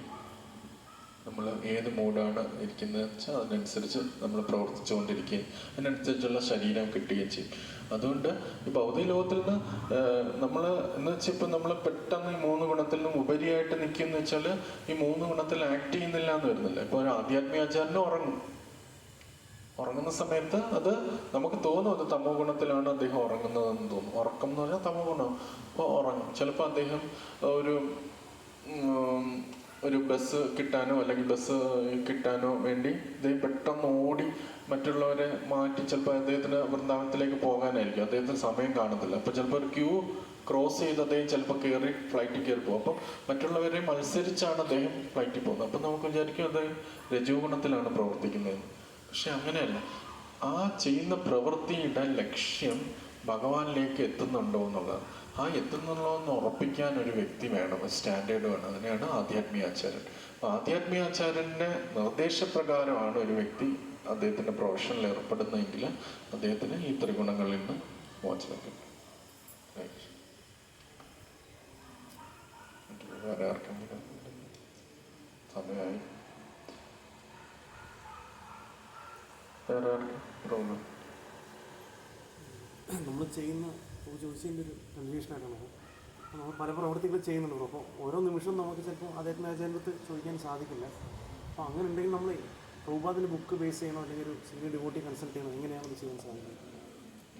ഇപ്പോൾ ആധ്യാത്മികാചാര്യൻ ഉണ്ട് എന്ന് പറഞ്ഞിട്ടുണ്ട്. ആധ്യാത്മികാചാര്യൻ്റെ നിർദ്ദേശം അനുസരിച്ച് വേണം ഒരു വ്യക്തി ഫോളോ ചെയ്യാൻ പറഞ്ഞിട്ടുണ്ട്. അപ്പം ചിലപ്പോൾ ആധ്യാത്മികാചാര്യനോട് ഡയറക്റ്റ്ലി നമുക്ക് ചോദിക്കാനായിട്ട് പറ്റണം എന്നില്ല. അപ്പം ആ ഒരു സിറ്റുവേഷനിൽ നമ്മൾ എന്ത് ചെയ്യാൻ പറ്റും എന്നുള്ളതാണ് പ്രഭു ചോദിച്ചത്. നല്ലൊരു പോയിന്റാണ് ചോദിച്ചത്. കാരണം ആധ്യാത്മികാചാര്യൻ ലോകമെമ്പാടും നടന്നുകൊണ്ടിരിക്കും. ഓരോ ചെറിയ ചെറിയ കാര്യത്തിനും നമുക്ക് ചോദിക്കാനായിട്ട് പറ്റത്തില്ല. പക്ഷെ അതിന് അദ്ദേഹം ഫെസിലിറ്റീസ് ഒരുക്കിയിട്ടുണ്ട്. നിർദ്ദേശങ്ങൾ നമുക്ക് ഒരു എമർജൻസി സിറ്റുവേഷൻ ആണെങ്കിൽ അദ്ദേഹത്തിന് ഒരു മെയിൽ അയക്കാൻ പറ്റും. നമുക്ക് മറ്റാരെയും അദ്ദേഹത്തിൽ നിന്ന് തന്നെ നിർദ്ദേശം വേണം എന്നുണ്ടെങ്കിൽ മെയിൽ അയച്ചാൽ അദ്ദേഹം അപ്ലൈ ചെയ്യും. ഇല്ലാന്നുണ്ടെങ്കിൽ അദ്ദേഹം ടെമ്പിൾ പ്രസിഡന്റിനെ GBCസിനെ വച്ചിട്ടുണ്ട്. ഈ ടെമ്പിൾ പ്രസിഡന്റ് GBCസും മുതിർന്ന ഭക്തന്മാരെ മറ്റുള്ളവരെ ഗൈഡ് ചെയ്യാനായിട്ട് വെച്ചിട്ടുണ്ട്. അപ്പോൾ അതിലൂടെ നമുക്ക് കിട്ടും. പിന്നെ ഒരു വ്യക്തി സിൻസിയർ ആണെങ്കിൽ ഈ ബുക്സിൽ നിന്നും അദ്ദേഹത്തിന് ആൻസർ കിട്ടും. അത് ഭഗവാൻ പറയുന്നുണ്ട്. തേഷം സതതയുക്താനാം ഭജതാം പ്രീതിപൂർവകം ദദാമി ബുദ്ധിയോഗം തമേനമാം വേദി. ആരാണോ എന്നെ ആത്മാർത്ഥമായിട്ട് സ്നേഹിക്കാൻ ആഗ്രഹിക്കുന്നത് അവർക്കുള്ള നിർദ്ദേശം ഞാൻ തരും. അപ്പം പ്രഭുവിനിപ്പം പ്രഭുവിൻ്റെ ഗോഡ് ബ്രദേഴ്സിനോട് സംസാരിക്കാൻ പറ്റും, മറ്റുള്ളവരോട് സംസാരിക്കാൻ പറ്റും, മറ്റു ഡിവോട്ടീസിനോട് ഇതെല്ലാം പറ്റുന്നതും പ്രഭുവിന് സേവനം ചെയ്യാൻ പറ്റുന്നതും ആത്മീയ ഗുരുവിൻ്റെ അനുഗ്രഹം കൊണ്ടാണ്. ആത്മീയ ഗുരുവിൻ്റെ അനുഗ്രഹം അദ്ദേഹത്തെ നേരിട്ട് കാണുമ്പോഴോ അല്ലെങ്കിൽ നേരിട്ട് ദക്ഷിണ കൊടുക്കുമ്പോഴോ വ്യാസപൂജയ്ക്കോ അല്ല. ആത്മീയ ഗുരുവിൻ്റെ അനുഗ്രഹം കൊണ്ടാണ് നമുക്ക് ഭക്തന്മാരുടെ അസോസിയേഷനിൽ നിൽക്കാനായിട്ട് പറ്റും. വേറൊരു ഇപ്പം പ്രഭുവിനെ ഇപ്പം ഗൈഡ് ചെയ്തത് മനോജ് പ്രഭുവാണ്. മനോജ് പ്രഭു ഭക്തിവികാസ് മഹാരാജിൻ്റെ ശിഷ്യനാണ്. ഭക്തിവികാസ് മഹാരാജൻ ശിഷ്യനായ അദ്ദേഹം പ്രഭുവിനെ ഗൈഡ് ചെയ്തു. പ്രഭുവിന് രാധാനാഥ് മഹാരാജിൻ്റെ അടുത്തുനിന്ന് ദീക്ഷ കിട്ടി. അപ്പൊ ആ ഒരു ബ്ലെസ്സിങ്സ് യഥാർത്ഥത്തിൽ മഹാരാജന്റെ ബ്ലെസ്സിങ്സ് ആണ്. മഹാരാജന്റെ ബ്ലെസ്സിങ്സ് ആണ് ഈ മറ്റു ഭക്തന്മാരിലൂടെ പ്രഭുവിന് വന്നിരിക്കുന്നത്. അതേപോലെ നമുക്ക് ഓരോരുത്തർക്കും ഈ മറ്റു ഭക്തന്മാരുമായിട്ട് ഇടപഴകാനുള്ള അവസരവും അതിനുള്ള ഓപ്പർച്യൂണിറ്റി ഒക്കെ വരുന്നത് നമ്മുടെ ആധ്യാത്മിക ഗുരുവിന്റെ ബ്ലെസ്സിങ്സ് കൊണ്ടാണ്. അപ്പം ആ ബ്ലെസ്സിങ്സിലാണ് നമ്മൾ നിൽക്കുന്നത്. അപ്പം അതുകൊണ്ട് നമ്മൾ ഒരിക്കലും അതിനകത്ത് പിന്നെ അത്ര ഒരു ലൈഫ് ക്രിട്ടിക്കൽ ആയിട്ടുള്ളൊരു ക്വസ്റ്റ്യൻ വരുമ്പോൾ തീർച്ചയായിട്ടും നമ്മൾ സിൻസിയറായിട്ട് ശ്രമിച്ചു കഴിഞ്ഞാൽ നമുക്ക് ഗുരുവിൽ നിന്ന് തന്നെ അതിൻ്റെ ആൻസർ കിട്ടും. നമ്മൾ ശ്രമിച്ചാൽ ഭഗവാൻ അതിനുള്ള അറേഞ്ച്മെന്റ് ചെയ്തു തരും. പക്ഷെ സ്വാഭാവികമായിട്ട് ജനറൽ ആയിട്ടുള്ള കാര്യത്തിൽ ഗുരുവിൻ്റെ ബ്ലെസ്സിങ്സിലൂടെ നമുക്ക് ഭക്തന്മാരുടെ അസോസിയേഷൻ ഉണ്ടാവും. അതിലൂടെ നമുക്ക് ഇത് ചെയ്യാൻ പറ്റും. മാജിക്ക് പോകാൻ സമയമായി തോന്നുന്നു. നിർത്താം. എല്ലാവരും ഉണങ്ങാതെ നാമം ജപിക്കാം. ഒരു ചെറിയൊരു അനൗൺസ്മെൻറ്റും കൂടെ ഉണ്ട്. നമ്മുടെ ജന്മാഷ്ടമി വരികയാണ്. ഫസ്റ്റ് ബൽറാം പൂർണിമയാണ് വരുന്നത്. അത് 19-ാം തീയതി തിങ്കളാഴ്ച. അന്ന് ബൽറാം ജയന്തി, ആരതി, പ്രഭാഷണം, പ്രസാദം ഉണ്ടാവും. പിന്നെ 24-ാം തീയതിയാണ് ശനിയാഴ്ച. ഈ ഓഗസ്റ്റിലാണ് 24-ാം തീയതി ശനിയാഴ്ച. അന്ന് വൈകുന്നേരം 6 മണി തൊട്ട് ആദിവാസ സെറമണി പ്രസാദം ഉണ്ടാവും. അത് കഴിഞ്ഞിട്ട് ഞായറാഴ്ചയാണ് അന്ന് ഒരു പ്രഭുപാദ് കഥ മഹാകലശാഭിഷേകം പറയുന്നുണ്ട്. കലശാഭിഷേകം നമ്മുടെ യഥാർത്ഥത്തിൽ ജന്മാഷ്ടമി തിങ്കളാഴ്ചയാണ്, അഷ്ടമി രോഹിണി തിങ്കളാഴ്ചയാണ്, രണ്ടും ഒരു ദിവസത്തിലാണ് വരുന്നത്. അപ്പോൾ തിങ്കളാഴ്ചയാണ് മെയിൻ പ്രോഗ്രാം ജന്മാഷ്ടമി. അതിൻ്റെ 2 ദിവസം മുമ്പേ ഫെസ്റ്റിവൽ തുടങ്ങും. ഫസ്റ്റ് ദിവസം ആദിവാസ സെറമണി, ഞായറാഴ്ച പ്രഭുപാദിനെ കുറിച്ച്. പ്രഭുപാദ് ജയന്തി അടുത്ത ദിവസം ചൊവ്വാഴ്ച. പ്രഭുപാദ് ജയന്തി ഇതിനകത്ത് വച്ചിട്ടില്ലെങ്കിൽ നമ്മളത് സാധാരണ ചെയ്യാറുണ്ട്. നമ്മൾ അൺഒഫീഷ്യലായിട്ടാണെങ്കിലും ചെയ്യും. പ്രഭുപാദ് ജയന്തി ഉണ്ട്, ചൊവ്വാഴ്ച ഉണ്ടാവും. അത് അതിനകത്ത് വച്ചിട്ടില്ലെന്നേ ഉള്ളൂ, എങ്കിലും ഉണ്ടാവും. അപ്പം 4 ദിവസമാണ് ഫെസ്റ്റിവല്. ശനിയാഴ്ച ആദിവാസം വെച്ചാൽ ഫെസ്റ്റിവൽ നമ്മൾ ഒരുങ്ങുക. ഞായറാഴ്ച പ്രഭുപാദിനെ കുറിച്ച് നമുക്ക് പല വിശിഷ്ട അതിഥികളൊക്കെ വരുന്നുണ്ട് പ്രഭുപാദിനെ കുറിച്ച് സംസാരിക്കാനായിട്ട്. 25-ാം തീയതി ഞായറാഴ്ച ഉണ്ടാവും. പിന്നെ 26-ാം തീയതി ജന്മാഷ്ടമി. ജന്മാഷ്ടമിക്ക് ശേഷം അടുത്ത ദിവസം പ്രഭുപാദ് ജയന്തി ഉണ്ടാവും. അപ്പോൾ ഇത്രയും ഫെസ്റ്റിവലുണ്ട്. സേവന കാര്യങ്ങളെല്ലാം ഇതിനകത്ത് എഴുതിയിട്ടുണ്ട്. നമ്മളാൽ കഴിയുന്ന രീതിയിൽ നമ്മൾ ഈ ഫെസ്റ്റിവൽ ഭംഗിയാക്കാനായിട്ട് സർവീസും കൂടെ ചെയ്യാം. നമ്മൾ ചിലപ്പം പല രീതിയിൽ നമുക്ക് സർവീസ് ചെയ്യാൻ പറ്റും. ചിലപ്പോൾ കായികമായിട്ടായിരിക്കും, ബുദ്ധിപരമായിട്ടായിരിക്കും, പ്രചരിപ്പിക്കാൻ പറ്റും. ഭഗവാന് വേണ്ടി ലക്ഷ്മിയും ധനവും കൊടുക്കാനായിട്ട് പറ്റും. അപ്പം അതിൻ്റെ കാര്യങ്ങളൊക്കെ ഇതിനകത്തുണ്ട്. ഇതെല്ലാവരും ഓരോ ഫാമിലിയിലുള്ളവർ ഒരു ഇത് എടുക്കുക.